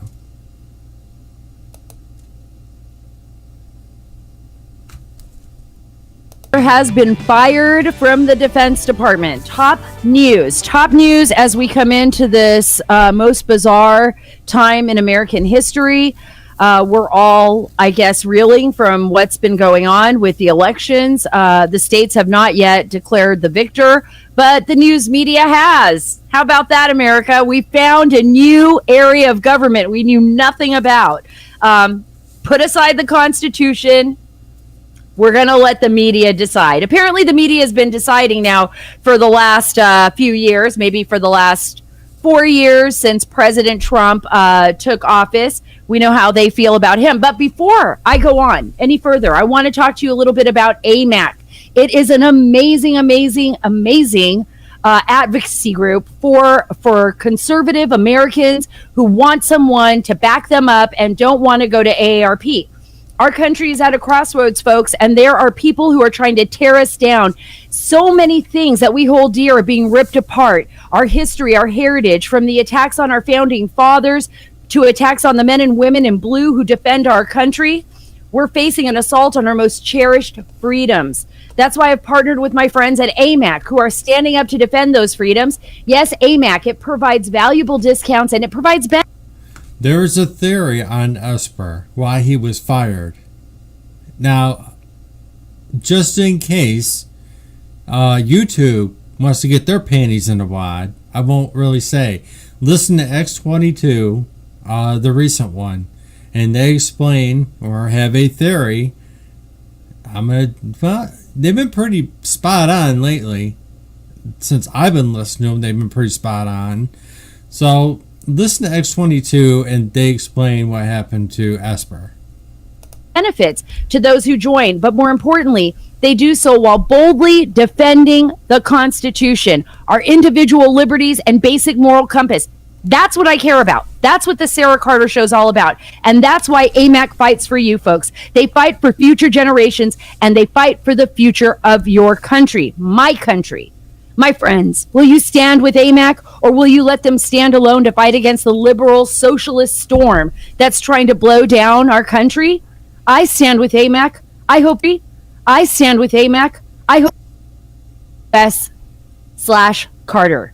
So we've got a lot to talk about today, more importantly about election integrity. And I know our nation's been going through a lot. We have been reeling, basically, right, from what's happened in our country, not just with the election, but the last 4 years. We've seen so many of us have been divided. I can tell you this. I've lost some really close friends. I mean, not because I wanted to lose them, but because one of my closest friends, you know who you are, you're out there, I'm talking to you, turned into a never Trumper, joined the Lincoln Project, was a big part of it. And that was really tough on me. And I know for families out there, for a lot of you, you're probably going through the same thing. Like, stop talking to an aunt or an uncle, a brother or a sister. That's it. Fighting amongst each other, cousins, friends, neighbors. It's like how you don't know what you can say, what you can't say anymore because of them guys. I have something I really want to show you, but I'm kind of concerned whether I'm going to be axed or not. I mean, we really, really, really turned into a nation that I never believed could be possible, considering how close we all were after September 11th. Remember that. Remember, our nation stood together. It didn't matter if you were Republican or Democrat, if you didn't like your neighbor, if you loved your neighbor, whatever. If you were from the West Coast or the East Coast or the Midwest or the South, we were all one nation. We may be the United States of America, but we were all there to support each other. Now our nation is very divided. We're trying to find ways to reconnect with one another. But I got to tell you, people are very upset. Over 70 million people voted for President Trump. He received the most votes of any Republican candidate among minorities in this election, and the most votes of any Republican issues that we're dealing with right now, because a lot's happening in the country. Jenny Tare did this. I want to give her credit. You can read her stories at incorrectly rejected votes cast by in-person voters. Okay, I thought this was an interview with General Flynn, but let's see what this one is. Yeah, so let me just give you kind of a couple. This is General Flynn. Let's make sure we get all of it right. Yeah, so let me just give you kind of a couple of sound bites, if you will. But this election is about the national security. This is going forward, the national security country, and whether or not we're going to have the country that we deserve. It's about economic prosperity, and it's about the saving or the protecting of our constitutional rights, especially as we are observing this outrageous election process. You just played Vice President Biden talking about how everybody has to be patient. Well, they were about to claim victory last night up until Justice Alito from the Supreme Court made the ruling in Pennsylvania. Yeah. So what I would say is you be patient, and let's all be patient here in America. The biggest counsel I could provide, Carl, is for everybody around the country needs to take a deep breath. Right. On the battlefield, and you know this, Carl, from your experience, fighting alongside of us in Iraq and Afghanistan, but we always have to take the harder right path, which is a tougher path, versus taking what I call the easier wrong path, which is always the wrong path. It's never the easier path is never the right path, and the easier path for the current administration would be to just give in. And we cannot give in based on what we have seen already and the evidence that has already been brought to light, particularly this mess up in Michigan with this Dominion software. That's just it's outrageous that one county, and I guess they have 47 counties that this software is in, and now come to find out it's in as many as 30 states. So So there has to be an investigation. There has to be a slowdown. Everybody has to slow down and take a deep breath because of the things that we need in this country going forward. And the president has said this, I think, in his great statement. We have to have trust. We have to have transparency. Americans are resilient people. We can withstand the weight that we are in right now. There's going to be a lot of gnashing of teeth, obviously. This is bigger than the presidency. This is bigger than Donald Trump. This is bigger than President Donald J. Trump, than Vice President Biden. Much bigger. This is the presidency of the United States of America. It's the Constitution of the United States of America. It's the process that we have had for almost 250 years. And my last point, Carl, and I'll shut up here for a second, is pressure by the media to call this election is totally irresponsible. Yeah. No, I could not echo your sentiments anymore, General. One of the things is you obviously ran the intelligence community. You were in the White House for a while. This is something you have seen the inner bowels of the innermost workings of D.C., of the intelligence committee, and dare I say deep state. So what concerns you most? And I know you're going through your own legal process right now that I don't want to touch on out of respect for that. But what concerns you most about the process you're seeing right now and how it's being played out? Yeah, so that's a great question. What I have observed in my time in Washington, D.C., and frankly, it really wasn't that long. I wasn't in Washington, D.C. that many years as a general officer, as a political person, obviously. But I would tell you that what I know and what I have seen are the deep-seated and the deep levels of corruption in our government. And it's sad and it's heartbreaking, but I have seen that. I have observed it. I know of it, and we are seeing the American public. They saw it over the last 4 years with the whole Russia, the impeachment, all the things that we know about, and what the American people are seeing is that we have a problem in Washington, D.C., and Washington, D.C. is not going to fix the problem. Right. The problem will only be fixed. It will only be fixed by an awake America of patriots that we have seen around the country. The media, I always said that the two biggest problems in the United States are Hollywood and New York City because nobody pays any attention to the quote-unquote flyover patriots that exist around the country. Right. These people have woken up, and we must now get this process right. Yeah. If we do not get this process right, then we're not going to have a country. I completely agree, sir. And, I got into a disagreement with one of my friends the other day who happens to be on the other side of the political spectrum. And they said, I don't know why you're so concerned about this. I said, I went overseas for 9 years for this country, for our rights. And I've seen elections in countries that don't have the same privileges we have. And, sir, dare I say that if we allow to succumb to questionable elections, do we have a country left? Yeah. So I was involved directly in the elections in Iraq. Remember, for the listeners, your viewers, they will remember the pictures of the people with the blue fingerprints. They went and voted, right? And it was a big deal. So I was directly involved in that, and I was directly, even more so, involved in the elections in Afghanistan. We were proud, the American military and the international community in Afghanistan, we were proud of the way we ran a free and fair election process in 2 countries while we were in combat. And I can sit here today and tell you and your viewers that was a point of pride certainly for us who were responsible for running those elections. And they were not without challenges, but they were free and fair. And the people of those countries felt very upbeat about what happened. And so why can't we do that here in this country? And I won't rehash all the things that other commentators have said about, why is Florida, which has 2 time zones, lots of people able to get their stuff knocked out by 10 o'clock at night, and you don't have North Carolina, Georgia. I mean, all of the stuff that we're seeing unfolding. What I think is happening is there is an unraveling, and my belief is that the technical side of this election, so the electronic voting is there's probably some problems there, and they're going to find those out. Michigan is one of the examples. Yep. And I think that what happened was when the votes didn't get to the numbers that they needed, now we come in with the mail-in ballots. And I strongly believe that they are going to find mail-in ballot problems like we already have seen that were after the fact to get to the numbers to achieve a victory. That's what we don't need. I pray that I'm wrong.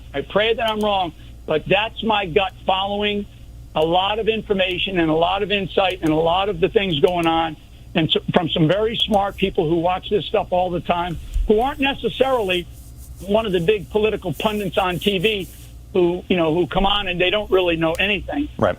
I'll go back to the beginning, Carl, and I'll stop. This is about our national security. This is about our economic prosperity. And this is about our constitutional rights. If we don't get this election right, we lose in all 3 of those cases. No, I completely agree, sir. And I remember some of those elections over in Iraq where people under threat of death in some cases turned out to vote in 90% margins. And here in America, 60, 70, maybe 80% turnout here. It's shocking that the rights we have, that we, A, aren't being honored with, and B, are grossly overlooked. Now, I want to go into something. Your lawyer, Sidney Powell, has been involved with this legal effort. Can you talk a little bit about her involvement with that at all, and how that maybe helps or hurts your case? Well, I think that here's how I would just state it. I believe that every American that's out there that feels like they have an ability to help the country overcome what is clearly a problematic presidential election, they need to step up. And even in my case, where I am still sort of in limbo, waiting on a final decision, which I think we'll get. Any American that has an ability to be able to help, they need to step up and help, instead of back there wringing their hands and gnashing their teeth and saying, well, they should do this, they should do that.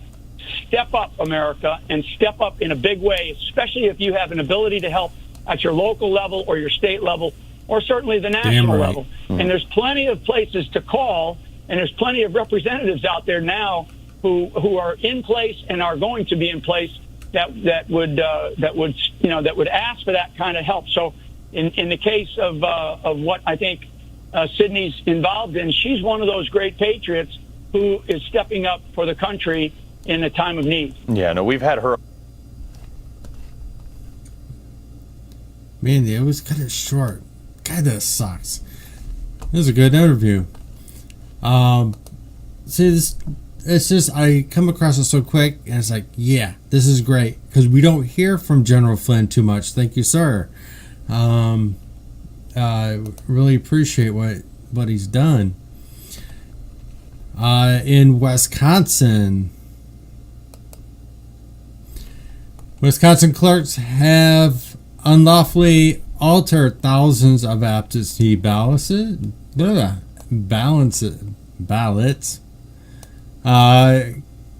County and multiple clerks at the poll workers across Wisconsin have unwillfully altered witnesses' statements of thousands of mail-in ballots across the state. Don Odell show listed Wisconsin's I don't care about that provides that an absentee ballot must be signed by the witness, who is also required to list his or her address.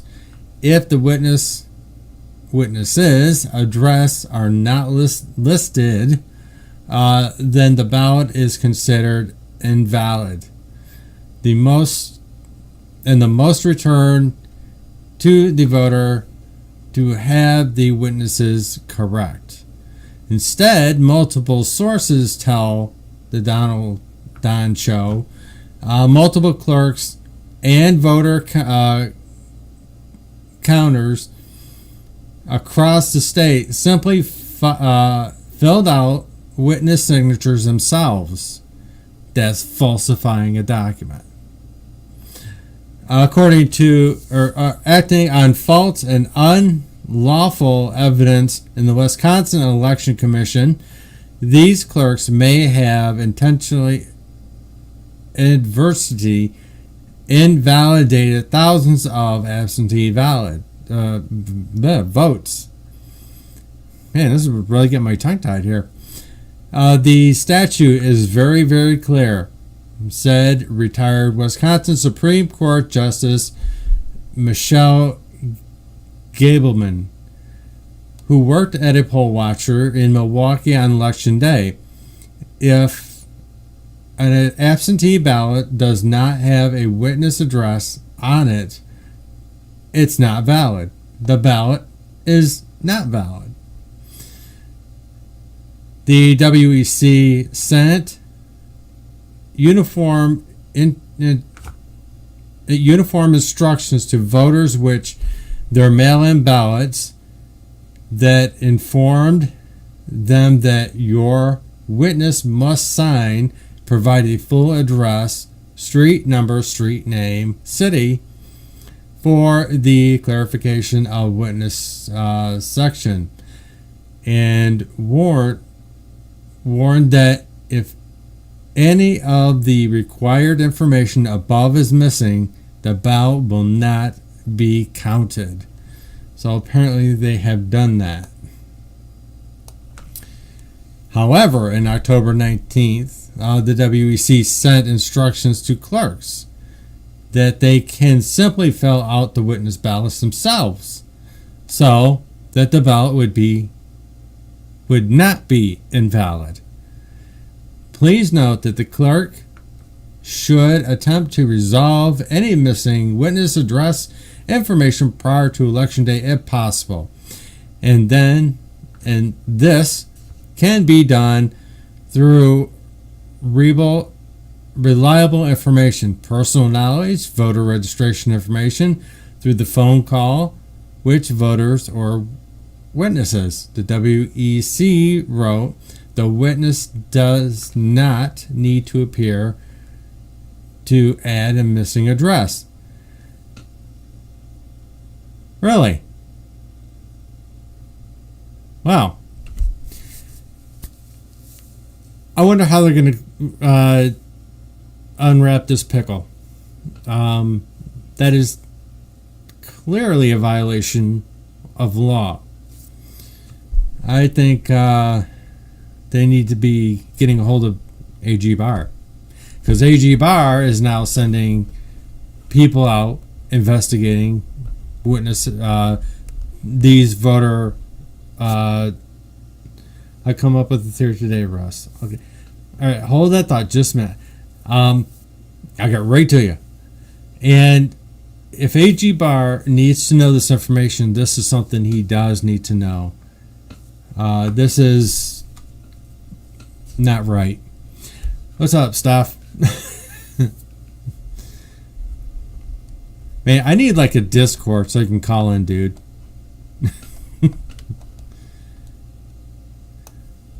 I'll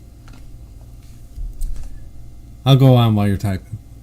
And this difference of the of and a district communication to the statute of Wisconsin Electoral Commission gave guidance.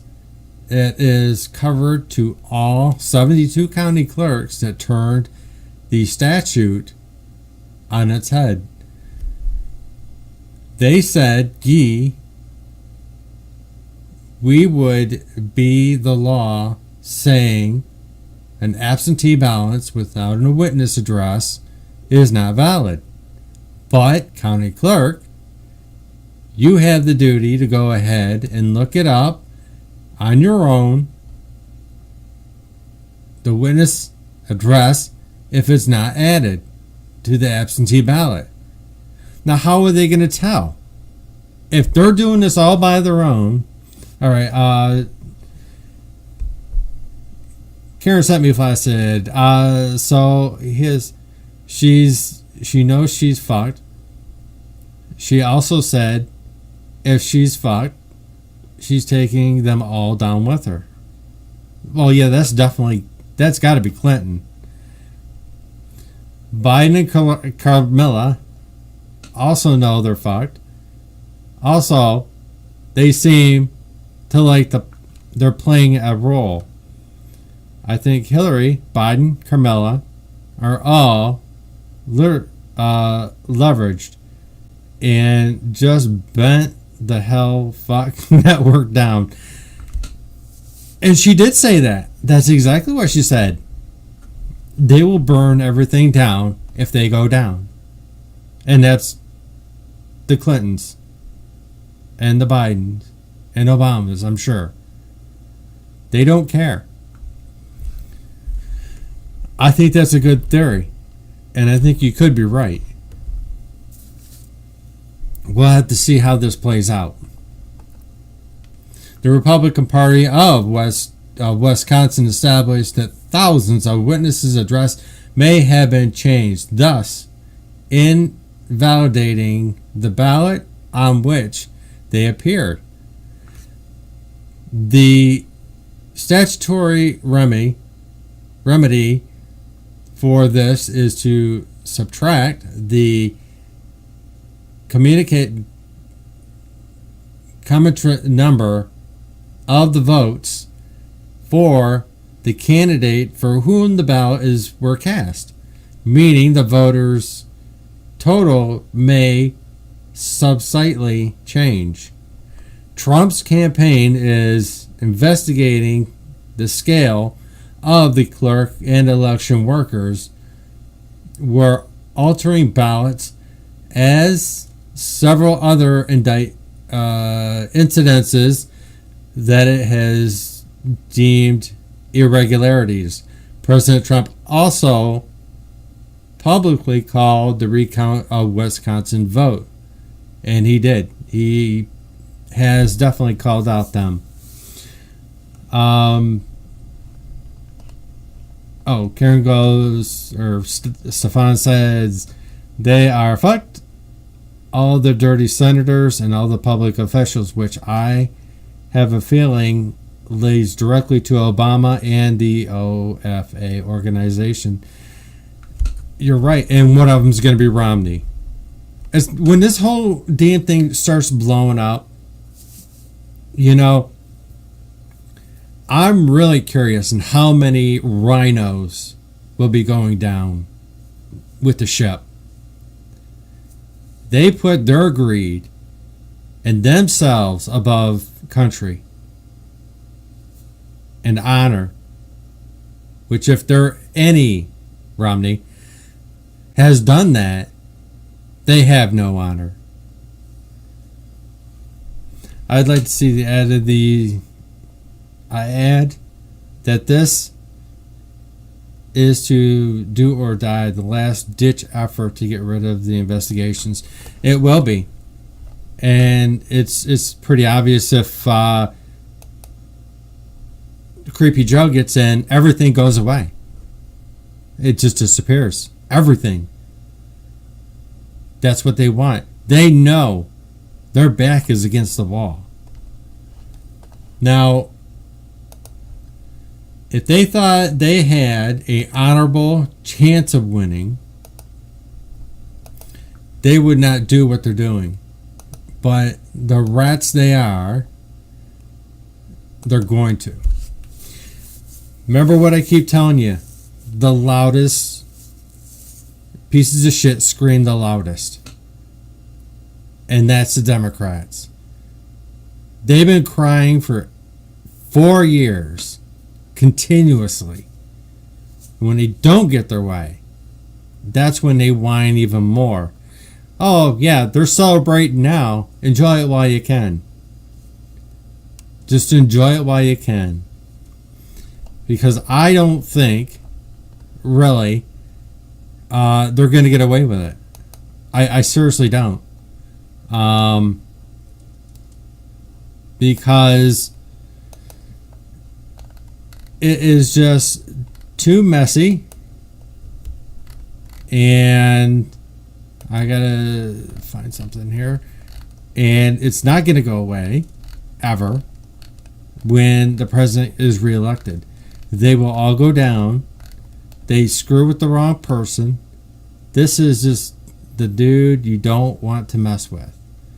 And this is what they have not learned. They never learned their lesson ever. Because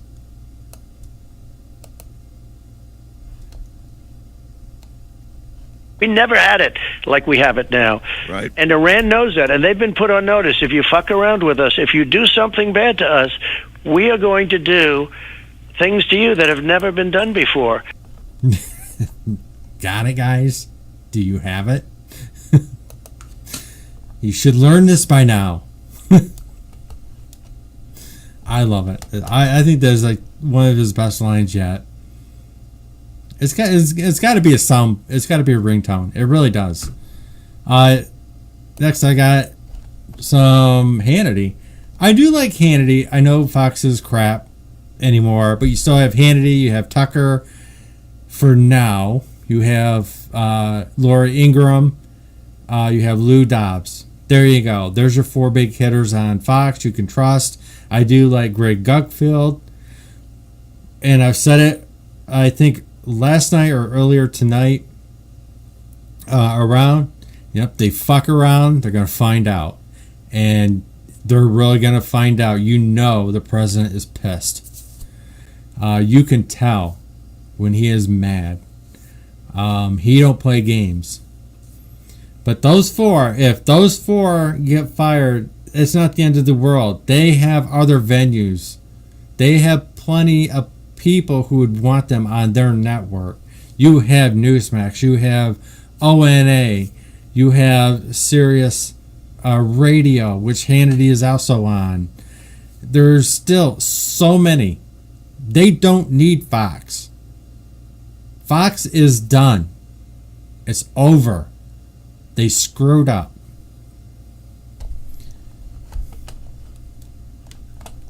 A great show, and welcome to Hannity.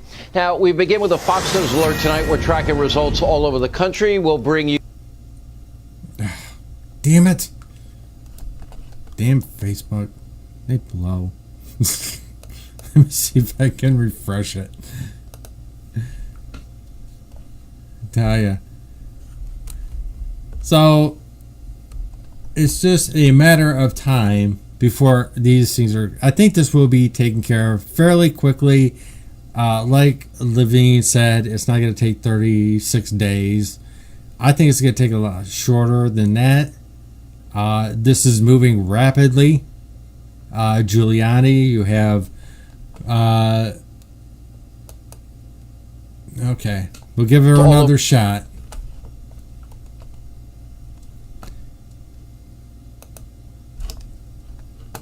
Well, the country will bring you minute-by-minute updates and analysis throughout the. Now, an important development tonight from the state of Arizona, where we expect actually they have a country we love and pledge allegiance to, land of the free, home of the brave. We're supposed to be the greatest country on earth. I often say we are. I believe we are. I often quote my friend, one of the pioneers of talk radio, Barry Farber. You know, there's not a country in the history of man that's accumulated more power and abused it less than this country. And I add, no country has done more to advance the entire human condition than this great country of ours. But I would argue tonight every American should be angry, you should be outraged, you should be worried, you should be concerned at what has happened in the election and the lead up to this election. And frankly, you should be angry at what has been building and building and building in the last 4 years in this all-out assault against a duly elected president that we, the people, elected. Time and time again, we are now being failed by our most critical institutions. And tonight, what we're really witnessing, if we're going to be honest and take a good hard look at what's happening, is an absolute disgrace that's unfolding right before our eyes. What's happening in Pennsylvania? We heard from poll watchers today. Yeah, they were watching from 100 feet away, denied the opportunity to do their job to keep an election honest, free, and fair, and watch the polls. Well, of course, that's the same state where we found ballots in garbage cans. They all happen to be votes for Donald Trump. Shocking.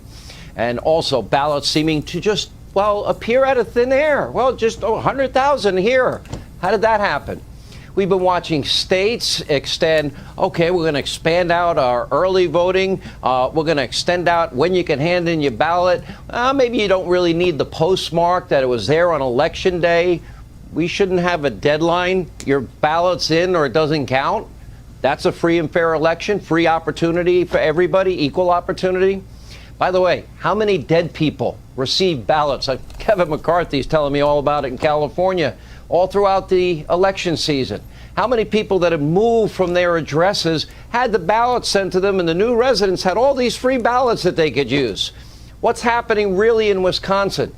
Kimberly Strassel just pointed out the state of Wisconsin claiming now that they had an 89% turnout, which probably is not feasible given that Milwaukee barely cracked 70%. And what's happening in Arizona? What's happening in Nevada? What's happening in Georgia? What's happening in North Carolina? After weeks and weeks of early voting, and that got extended, laws were getting changed here, there, and everywhere, and millions of ballots. We have not done this in previous elections. Last minute, just sent out, and the states now we watch struggling to do something that you would think is quite easy and simple, to count votes in a timely, transparent, competent, fair way. Is it really too much to ask for a trustworthy system with checks and balances and integrity that every American would have confidence in? Isn't this country, America, the home to Microsoft and Apple and Silicon Valley? Trump tweeted that we should get some results early next week. Awesome. And we can't design a voting system better than this that would allow every legal registered American an opportunity to cast a free and fair vote in a free and fair election and know that their votes. Now, this really should be a wake-up call. If we're lucky enough to get the House, and we will be positive about keeping the Senate, there needs to be some serious discussion about election reform. No more of this bullshit. No more. I like the idea of a thumb dipped in ink like they do in the Middle East, like General Flynn had said. That's a great idea. You know you voted before. Can't come back around and do it again. I'm sure it's happened. There are people who have voted in 2 different states. There needs to be elimination of the mail-in ballot, except the elderly and disabled. Those are the 2 exceptions. It may sound harsh, but that's the way it needs to be. We don't want to go through this again. We should have never been through it before. Now there's a, how do I want to put it, a program or a watermark. Trying to be careful what I say on some ballots.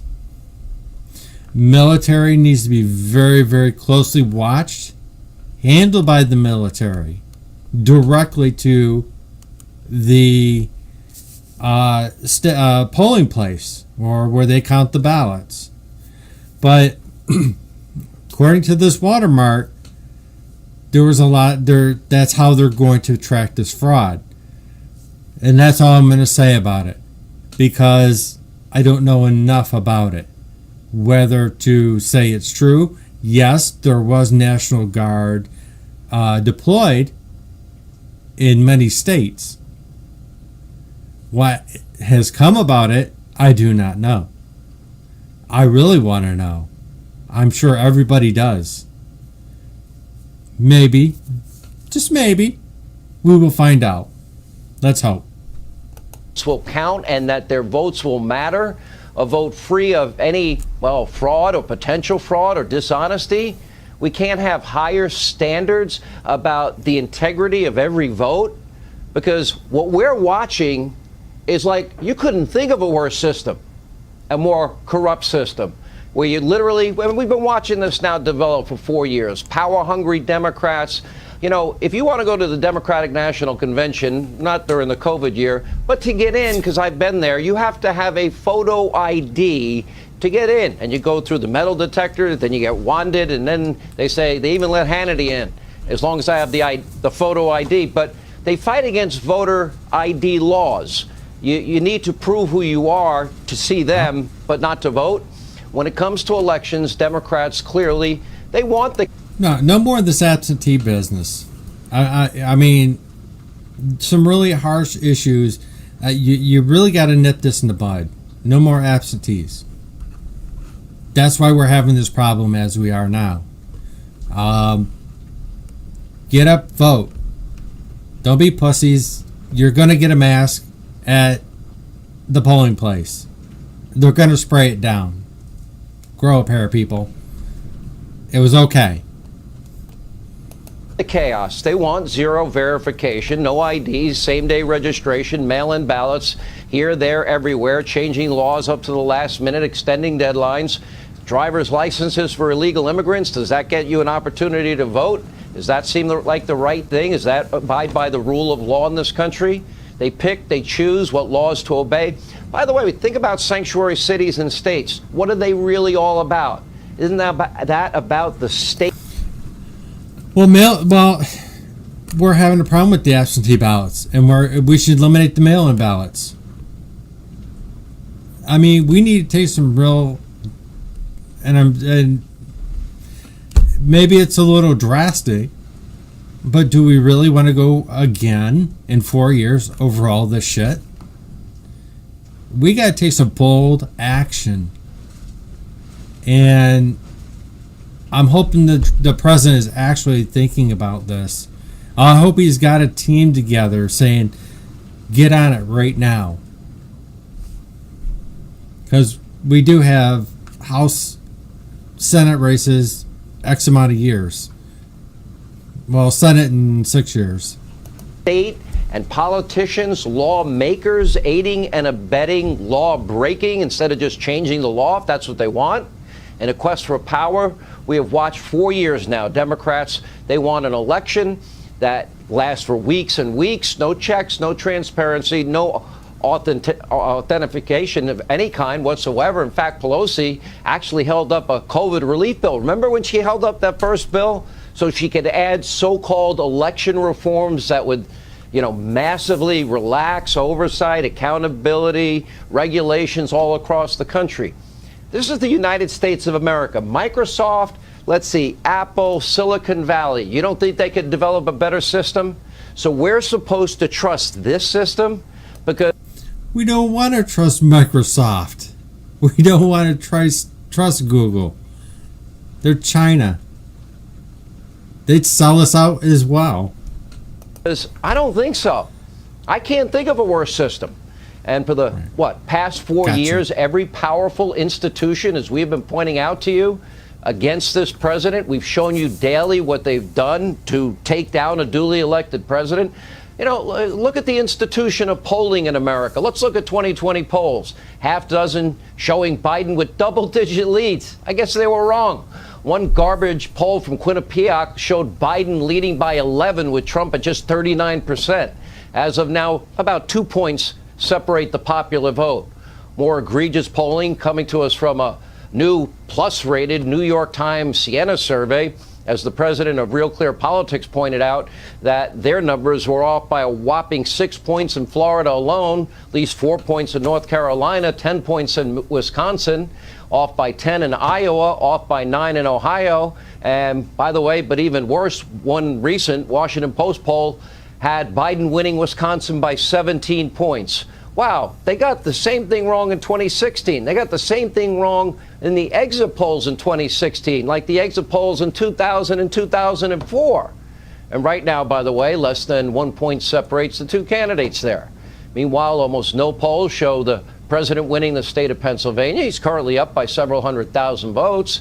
In fact, most showed Biden winning by more than 5 points. And of course, the pollsters also got the Senate races horribly wrong. For example, let's look at the state of Maine. Not one poll could we find that showed Senator Susan Collins winning. Not one.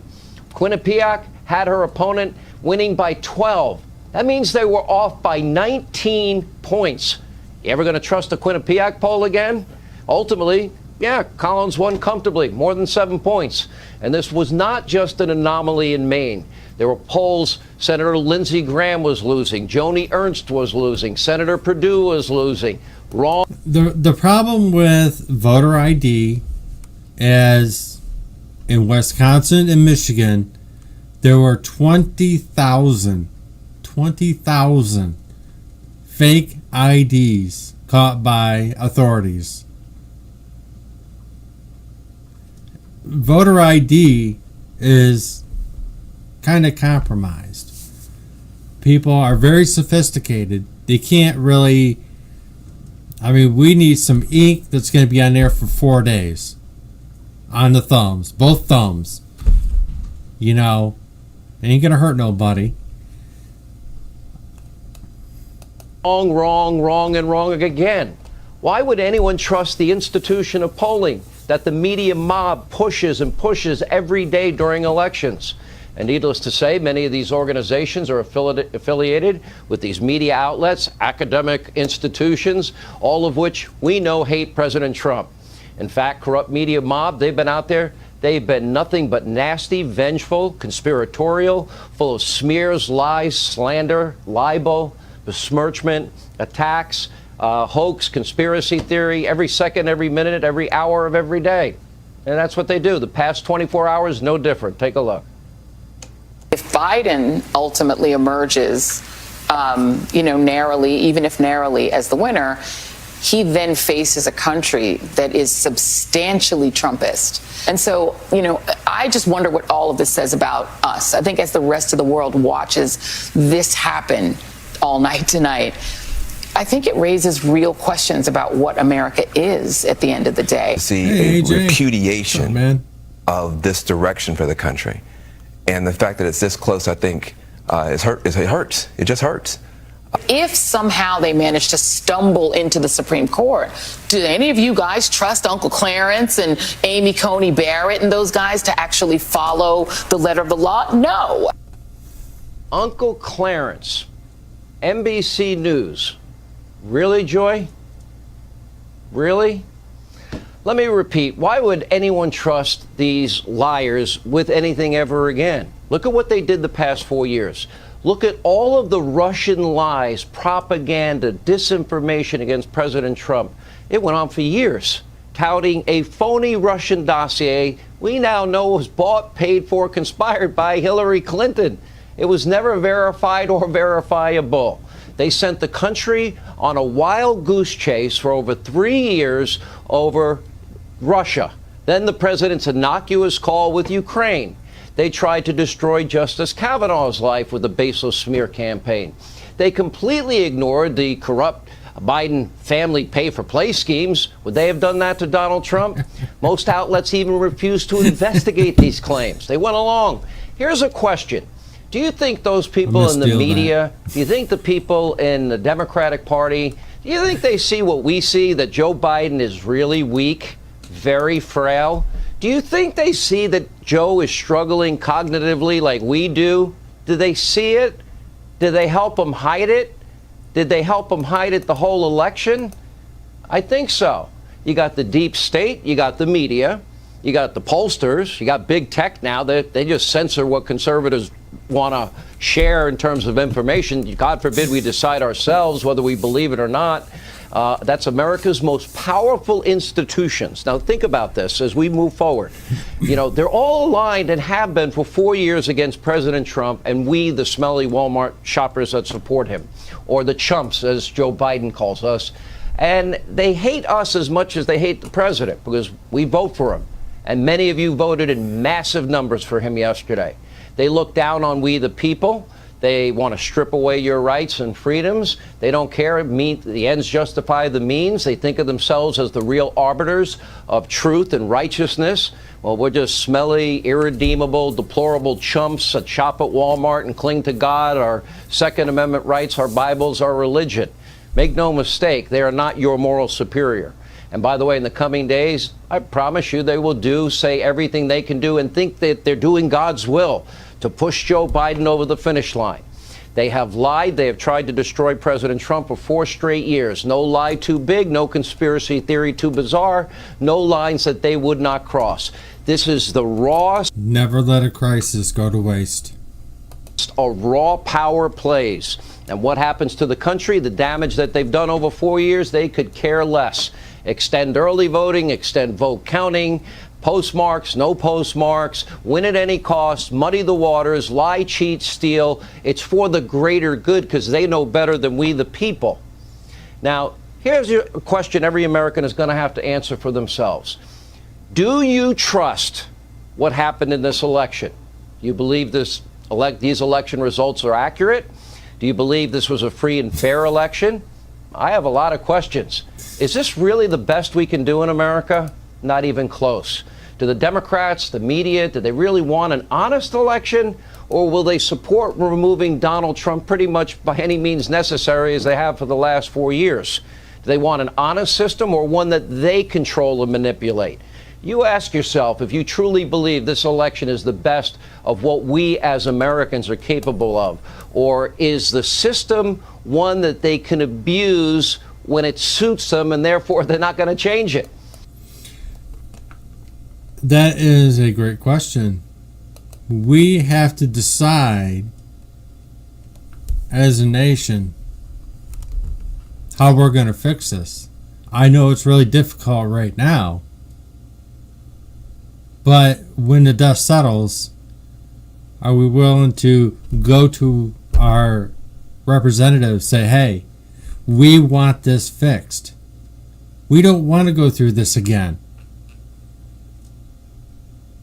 Do we go to our newly representatives, say, hey, this was a sham.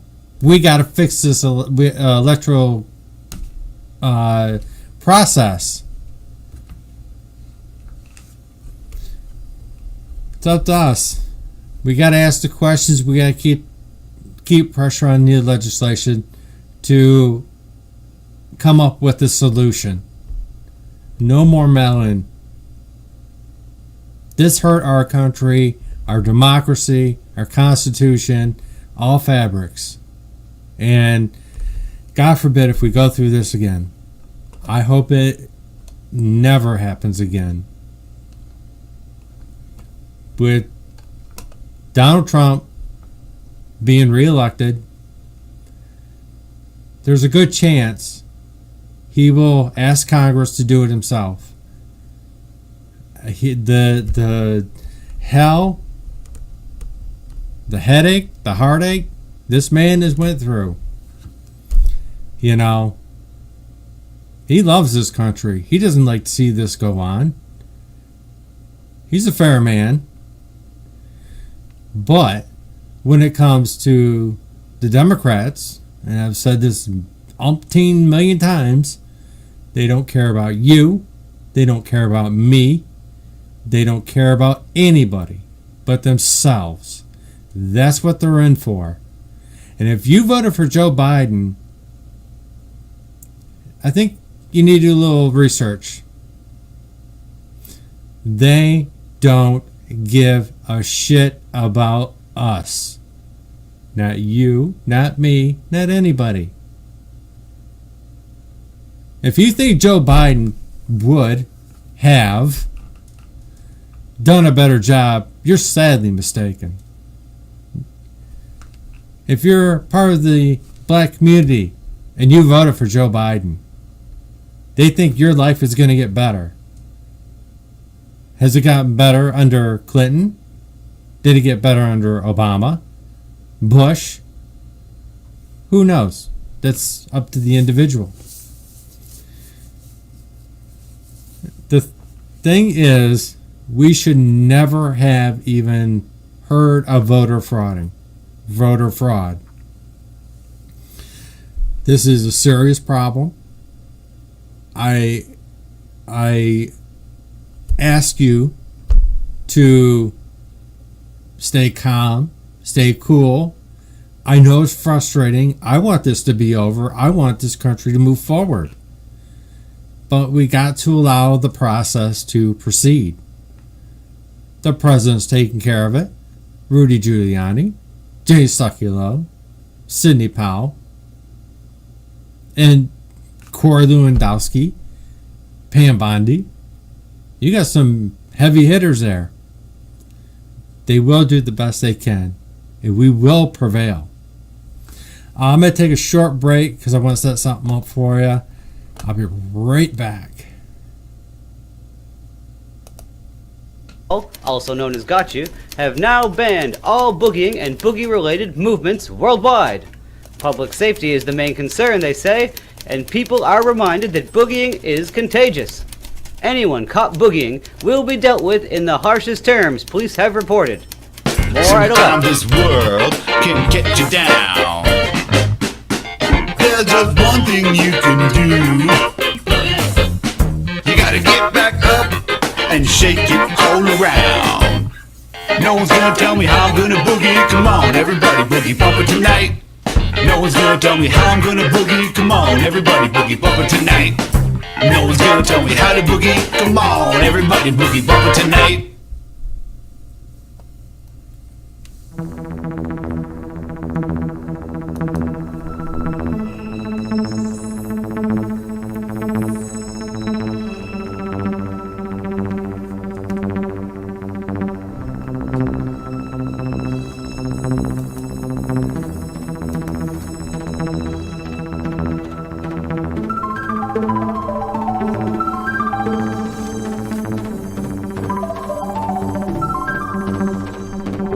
Most weeknights, join my good self UK Neil over at DLive for the Great Awakening show. That's over on DLive at dlive.tv/UK Neil. Get yourself out of that matrix and get over to the Great Awakening.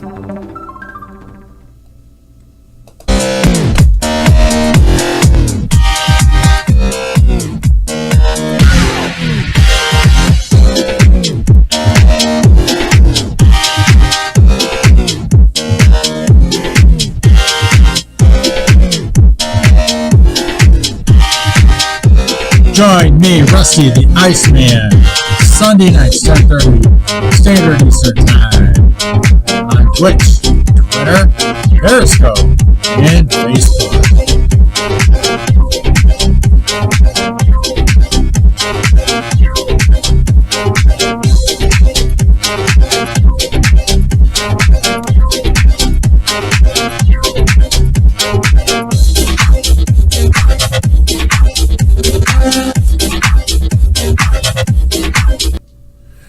All right, I'm back. Please visit our good friends and watch their great shows. Don't forget Speakeasy and Promises Kept on Saturday, and Phil does a show at 6:30 on Tuesdays and Thursdays. So check them out, see how it goes. Coffee Talk with Sandra, and many others. IT, Irrational Times, he has a pretty good show. I've been watching that lately. Check it out. I think I've had all I can do on politics for right now, but one last thing, and it's really a good one, I think. It is the president says, "I will never give up the fighting for you and our nation." And you can take that to the bank. That's basically it. Short, sweet, like it. Can't argue with it. I just happened to go through, I guess you say BitChute, and I came across this that looked really interesting, and I thought you might like this as well. Nope. Now, please check out Tori Says. She's very informative, lots of information. Please, just check it out. It's really good.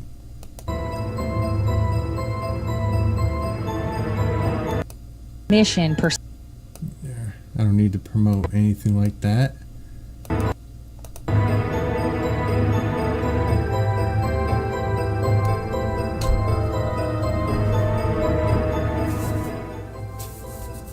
You don't do the work that I did for so many years without having the ability to have access to people. You're put on a suicide mission per se doesn't mean you're going to die. It means that it's going to be very difficult for you to reappear and not get noticed.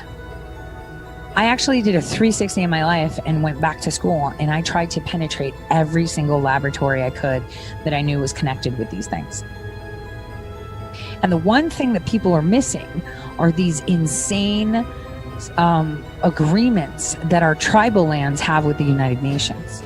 So if ever there was a war to come, all you have to, civil war, right? It will rise from the states that have solid tribal agreements with the UN, or organizations within states that have huge UN agreements. With the global economy being in shambles and central bankers moving towards a reset, it's never been a better time to protect your wealth by owning precious metals. Silver is at historical lows, and that's the best time to buy. Contact Andy at Miles Franklin. PromiseMe.com.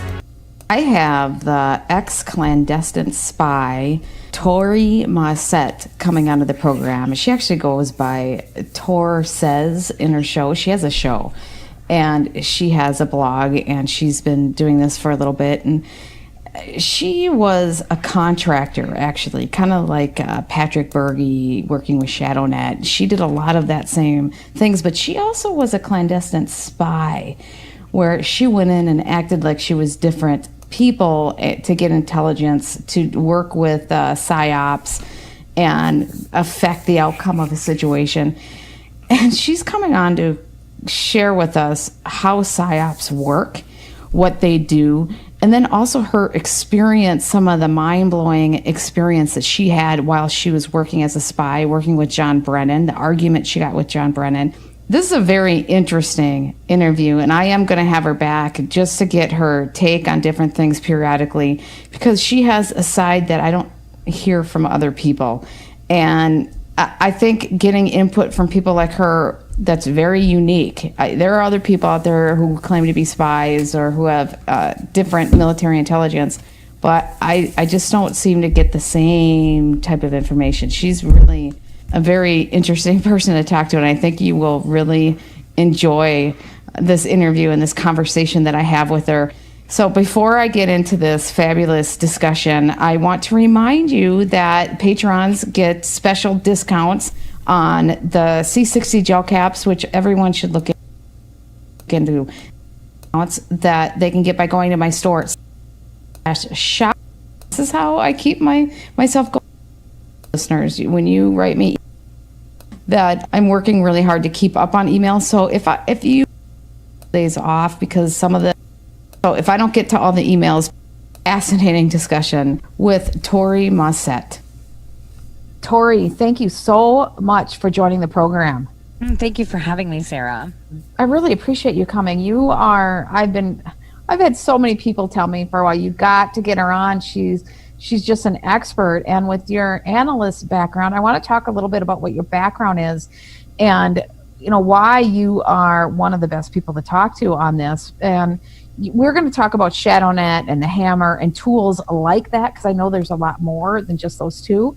But what was your background? What did you do? Because I know you were a contractor for the intelligence agencies for a long time. So I wasn't an analyst. I actually was recruited out of the Navy to do what I did best, which is find patterns, and then within those patterns, and patterns meaning not like decoration patterns or just number patterns, but behavioral patterns, and find ways to manipulate them to go to the path that we wanted them to go to.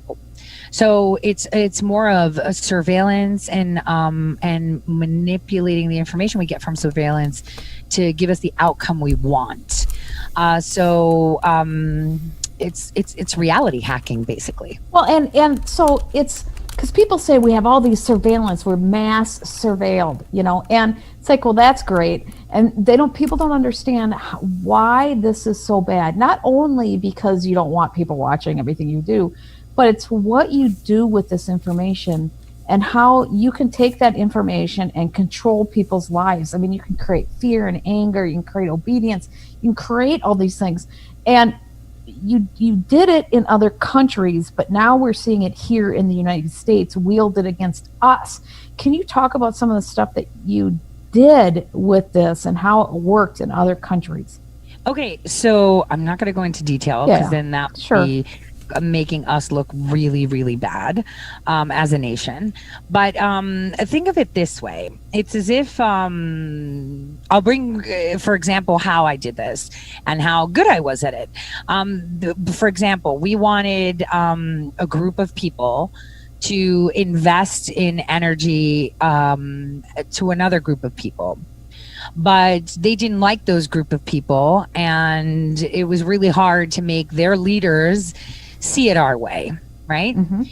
So, cue music. I come in and I'm, I don't know, an intern maybe, where all these people are, or the janitor, or the flower lady, or, whatever. And I keep dropping magazines about that specific group of people with the energy. I leave web browsers open to that. Maybe play programs and leave them in the lunchroom like that. So slowly I would, within a couple of days, I'm thinking of that group of people that are selling that energy product 24/7. So in essence, I've just hacked their reality, and they've decided that they're going to, even though it is against whatever their leadership wants, invest there. Make sense? Yeah. And so how would you kind of like guiding someone into the pen of where you want them to with cues, certain cues, leaving stuff in the printer, stuff like that. And what would be the practical application here in the United States? Where people, I know where they do that with the media all the time. Every time you turn around, you see something that is cueing you to think a certain way. Well, see, the one thing about people is that they're easily, their focus, well, I don't want to say focus. How do I put this? We are conditioned to accept the group think, right, as a hive mind. So if we're constantly bombarded by brands, and brands doesn't mean like, brand name food or brand name, clothing, but it's a brand name or mainstream something, right? Like we see even on social media now, right? We see, I trust that person because they have a blue check mark by their name. So we're constantly conditioned to follow those that are branded and approved by the general whole. Yes? So that is the biggest weakness we have, because we never think of the message over the messenger, which is a big deal. Okay. And this vulnerability that has been cultivated into us with how should we walk, talk, eat, what music to listen to. This is how we should look. We should have the latest phone. We should listen to CNN. You know, they're like global, and, you know, all these things have conditioned us to unfortunately follow the majority. And that is a weakness that every single human being has had since the beginning of any society being formed, that there's always the follow the leader. And you know, this isn't necessarily fully bad, right? Because it's not like we can have 100 cooks in the kitchen, right? Cooking the same dish. But it also, the problem that we have is that we don't realize, yeah, we can all be cooks, but we'll nominate one person to cook for us. But that doesn't mean that the cook can just do it the way they want to, that we all have input. So we lack the ability to know that, yes, we can elect or we can choose to listen to this person or elect them in that position. But in essence, we've been conditioned over the past 50 years to associate the election or the giving the right to the other person to tell us what we need to know as a forfeit of a right to question that. Well, I know in marketing, you have the early adopters, people who will adopt something very quickly. They're always searching for the next new thing. And then you have the fast followers, and then you have the next group, and then you have the lag behinds. So I'd assume they've mastered how to deal with that process. So, yeah. So yes, not only that process, but how to make other people be that, you know, first group that adopts anything, the hive mind, that are more vulnerable.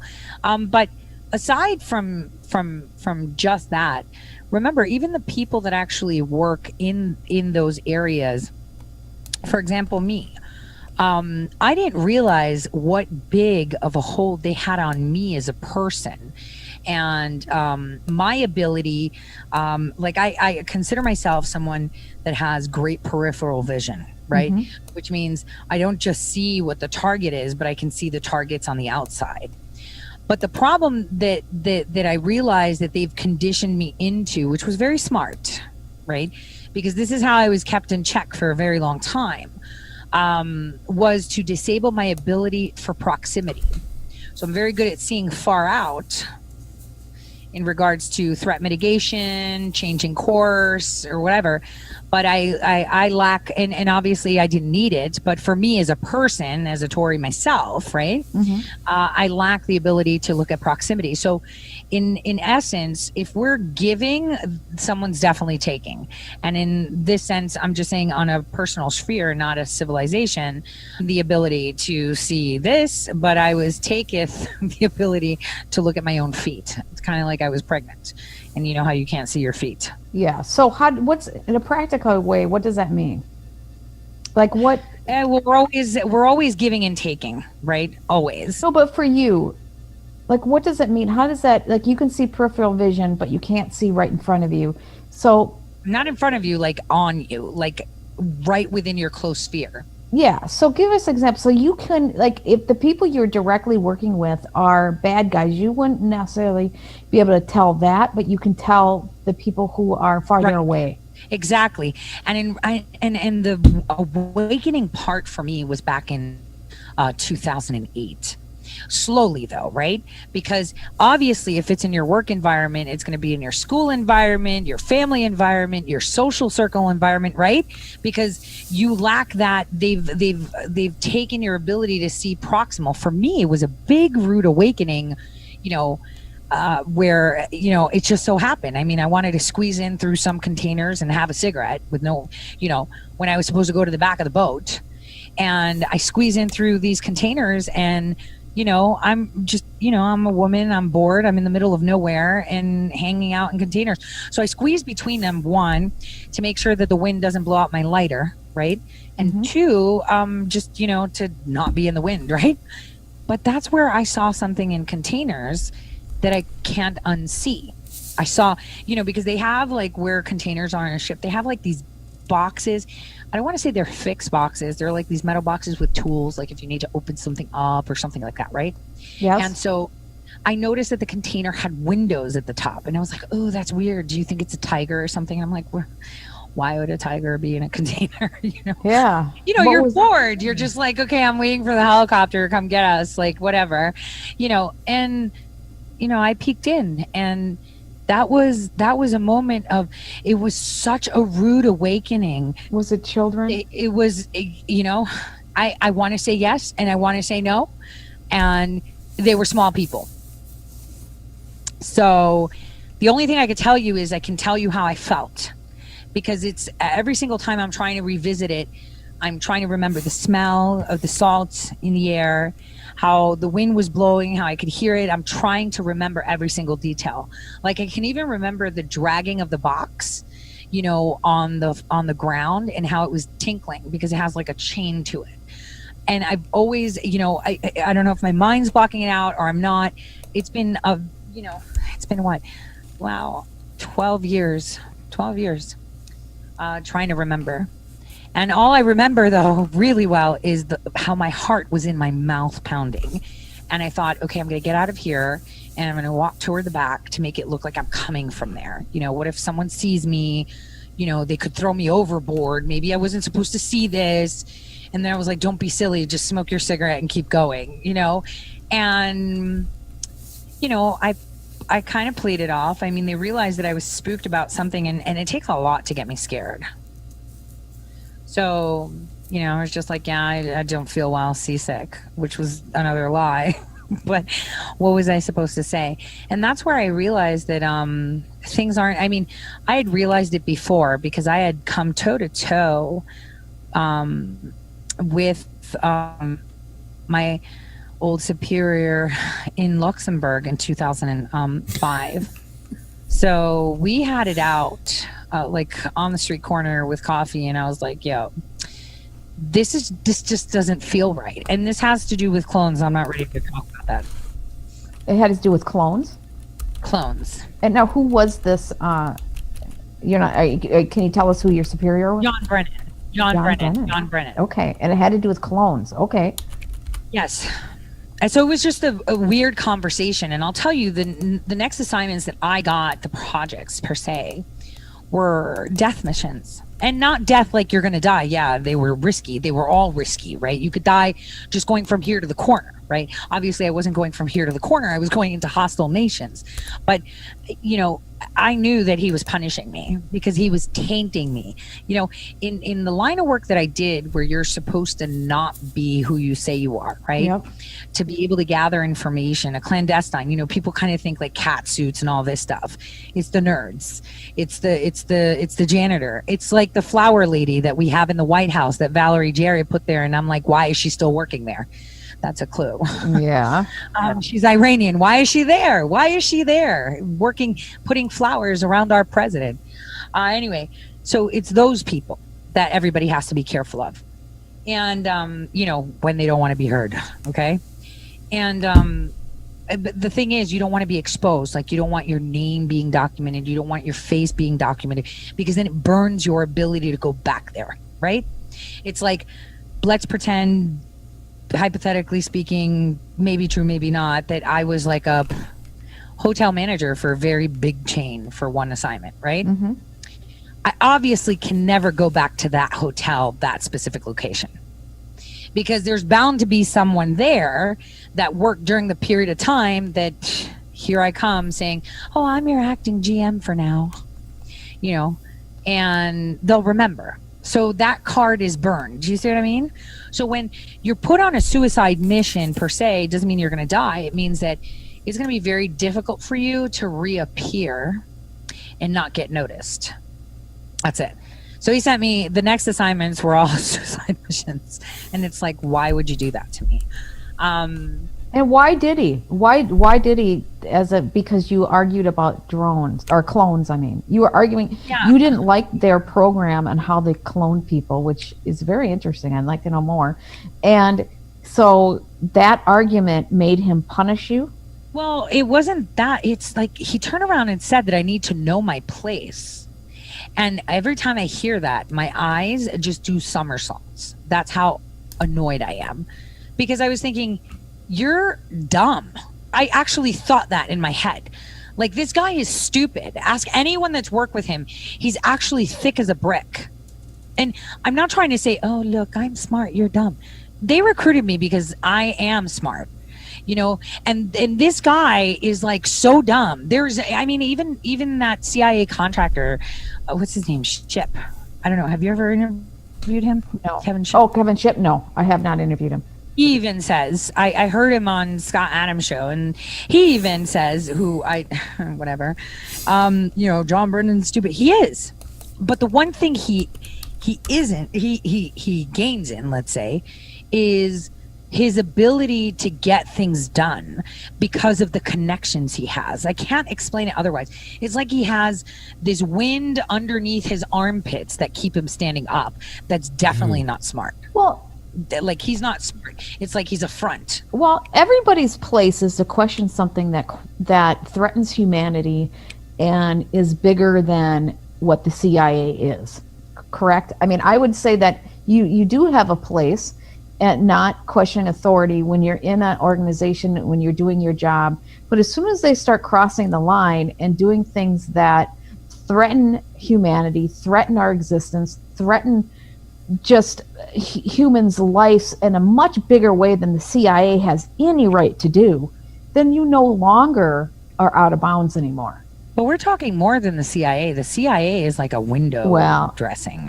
Whatever the deep state is, whatever, at that point, any human being has a right to then question. You no longer are just a worker in that organization. You are now have the ability to question them because they went way past their mandate. Well, you know, this goes back to me saying that Barack Hussein Obama is a petri dish. I've said that many times, and I know what I'm talking about when I say that, because this is really important. What I had seen, it didn't make me question, you know, am I on the right team? Am I on the wrong team? Because, you know, in my mind, I believe that what we were doing was, you know, to strengthen our nation. But for me, it was a moral. So otherwise, he's a fungus. Obligation to say, hold on a second. Why is our nation engaged? Like, the people, I mean, you guys refuse to acknowledge, and this is not okay. That's my point. They crossed that line. Yeah, I wanted to tell him because I actually believed that there was a hierarchy. And obviously, as a contractor 3 times removed, whatever you want to call it, because that's what they always do, don't they, right? They have us as contractor. I knew that I would never be afforded whistleblower status. I mean, Berge, for example, that created ShadowNet based off of things that I had done before him, right? Mm-hmm. He thought he had whistleblower status, and he didn't. They made it clear to him. So they make sure that the smart people that they get to make all this fancy stuff for them and to create strategies, because what I did were actual war strategies. Like, you know, there are generals, without naming names, that have used strategies that I put together. And not to say, oh, look, I'm good at watching patterns. My predictive analytics are insane because that is like my superpower. Everybody has a superpower, right? Mine is patterns. And, you know, doing that really quick math, you know, and just getting it done. And so, you know, they make sure that they can put you in a box and in a position. But no matter what position you are at, even if you're a Marine, right? The rule is, has to pass the smell test, right? This did not pass the smell test. And you know, I'll tell you what, in 2005, January, he told me that I would be heading and be based out of Benghazi for the next 10 years, that they wanted to relocate me from England to Benghazi. Thank God. And it was completely unexpected. At the time that was being processed, I got pregnant with my daughter. Thank God. That's all I have to say. Because I would have probably been that interpreter that was there with the rest of our, you know, patriots that were annihilated in Benghazi. They pick. So you think they pick people specifically? Well, it seems obvious that they would pick people that they don't mind getting rid of. They're disposable at that point to be in those roles. Especially when they know what's going on. Like, I'm seeing who they're sending to Afghanistan right now, and it's like, are we losing? Why would we send, Molly Fee to Afghanistan? This woman failed as an ambassador in South Sudan. And South Sudan, she didn't even have to do anything. She just had to sit there. We already destroyed the country. There's no North Sudan, right? There's just a South Sudan, which is so bizarre, right? And she's just there as a decoration to say, oh, we have an why would we send her to Afghanistan? And why are we sending such a huge delegation now to Afghanistan from the State Department? Well, because they're disposable, it sounds like there's something going on. But there is something going on. You threw in that clone statement. And you said you weren't ready to talk about it. Are you not ready to talk about cloning? Or are you not ready to talk about what you saw in that box? What can I talk about with you? Because that cloning comment is very interesting. Yeah, well, no, okay, so cloning. I can say I can say a few things. I'm just not like, I don't think the world is ready to know this because it's really, really hard. And then I'm sure that whoever's listening will be like, how do you know what I'm ready for? It's like, look, it's one thing to talk about it like it happens and be like, oh yeah, totally, this can happen. And it's another thing to know that it's happening, right? To know that it's happening, right? That's true. It's kind of like, and that's the thing. When I said I was done, obviously never done, right? But when I said it, I actually did a 360 in my life and went back to school, and I tried to penetrate every single laboratory I could that I knew was connected with these things. And some of the laboratories that I penetrated as a student, I just want to come and study and do this and that, were to give me tools so that I understand it better myself. I actually worked, and my best, he's my friend on Facebook. We always talk, and I think he's awesome, even though, some people be like, oh my gosh, he's playing God. I've learned the technique of how to clone a human being from the guy that back in the 90s was on CNN and Connie Chung, and they were like, are you insane? Are you playing God, cloning humans? Because he's actually perfected the technique of cloning humans, and he's had cloned humans. What do they clone them? Like, would you be able to clone me at the age that I'm at, or do you clone? Oh yeah, of course. Okay. Of course. So I would harvest a cell of yours, probably a skin cell, hair follicle, whatever, that I would find with the shortest, with the best solid telomeres. That's what I would pick. I mean, I don't think that's the way Dr. Zavos works, but for me, knowing genetics really well, right? Not saying that he doesn't. Okay, he can get someone who's 65 pregnant. I kid you not. He has the Andrology Institute of America. He's been all over TV. He's actually cloned the first human, and obviously they're waiting for the child to become an adult before they put out the results. Now, when we say clone, everybody keeps thinking it's like a copy of you, like a photocopy. It's not. And the reason he does it is to help with fertility for people that want children of their own DNA. Cloning is a real thing. They done that back in the 90s, I believe. They was Dolly was a sheep, and they supposedly cloned that, but can't have them, right? So like a single mom, right? She wants to have a baby, but she doesn't want to have, a baby with just anyone or some sperm donor. So she decides, well, I'd like a baby that's made out of me only, since it's only my child. And so he takes your DNA. So I would take yours, for example. I would have, if you had any, good eggs, I would use your eggs. If not, I would use somebody else's, right? A donor's. And I would strip that egg of all its DNA and then insert yours that I've collected. Didn't know you were coming into Chem 101, did you? From the cell that I harvested from you, and pretty much put it in there, and that's it, and it replicates. Obviously there's a process to make it replicate. It's like a twin though, right? At that point, right? It's like a twin. It's one of the 300 million versions of you that could have happened, not the exact one of you. So yeah, it is like your twin. So it could be your bone marrow transplant twin. It could be your liver transplant twin. It could be your lung transplant twin. Anything that comes out of that, clone is viable with you because it's part of you. Make sense? So are they doing what that movie, The Island, was doing, where they're growing people so they can have organs to transplant into people? I don't know. Maybe we should ask Ruth Bader Ginsburg that. They are. I mean, they could do it, so why not? Now, do they clone people to be the same age as you to be able to take over for specific functions and things, or? I don't believe that they have. No, they're not. They're not that advanced. Well, the technology we have is insane. But the technology to create a twin is different than to create the mental capacity. That's totally different, though, right? I mean, you mean the transference? I've always been told that we all have a twin somewhere. And I don't believe that. I mean, like, twins do. I have cousins that are twins. But, like, one of us.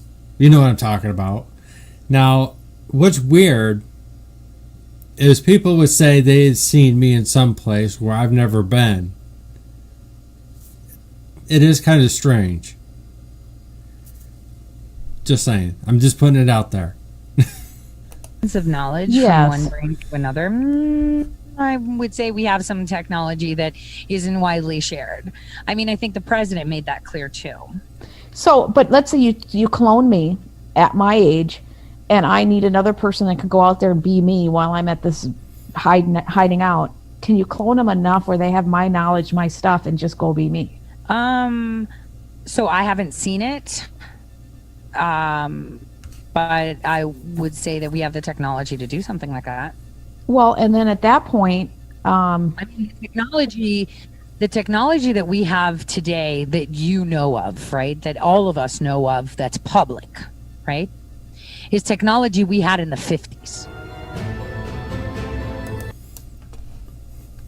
Really? I didn't know there was a part 2. I will look for it. That's really fascinating. I hope you did enjoy that, though. Remember to check out Tori Says. I believe she's on at noon. So that's another show. Another one wrapped up. I will be working on that special thing I was talking about earlier. God bless everybody. God bless the United States and the President of the United States as well, Donald J. Trump, and nobody's going to tell me any different. Hopefully I did not offend anybody with those comments, but I get a little tired when we had such an important election and so many decided to put in mail-in ballots when it was safe to go out and vote. And I wasn't really talking, I'm just talking about them Karens. And everything. You know what I'm talking about. So God bless the President of the United States, Vice President, our military, law enforcement. God bless the Secret Service that protects our president. There are good ones there. They're there. God bless the military, first responders, Border Patrol, and Coast Guard. So I will open up the chest. Let's see here. As soon as I get over there. There we go. Distributing lemons out there. For everybody in D-Live, please join me on Facebook, Twitter, Twitch, and YouTube, maybe. Depends on the day. D-Live. And that's all I know. I'm going to I found me a new place to go, and I'm working on it. So it'll be another place to find me. Because I think I'm getting rid of YouTube. I've had enough. And Becca has 33 lemons and Humi has 19. Congratulations. Well, God bless you too. God bless all of you. Everybody have a wonderful the rest of the night. And if you're in a different part of the world, good morning, good night, good afternoon. How's that? And yes, F YouTube. Again, I didn't mean to offend anybody, but I just like get irritated by it because this thing shouldn't happen. So, thank you. Thank you everybody who voted in person. Everybody. Kudos. You are the bomb. Again, it's okay if you're disabled, you're in the military. Military should have those directly delivered by the military to the counting center. No more of this mail-in ballot stuff. It's got to stop. Please offend you. Okay, I'm gonna put anchovies on your pizza, Nathan. Have a good night, everybody. That's right. Yeah, and here they want more money too, and they complain they're broke and they're hemorrhaging money. Good night, everybody. I will be back tomorrow with a special that I am going to start working on right now.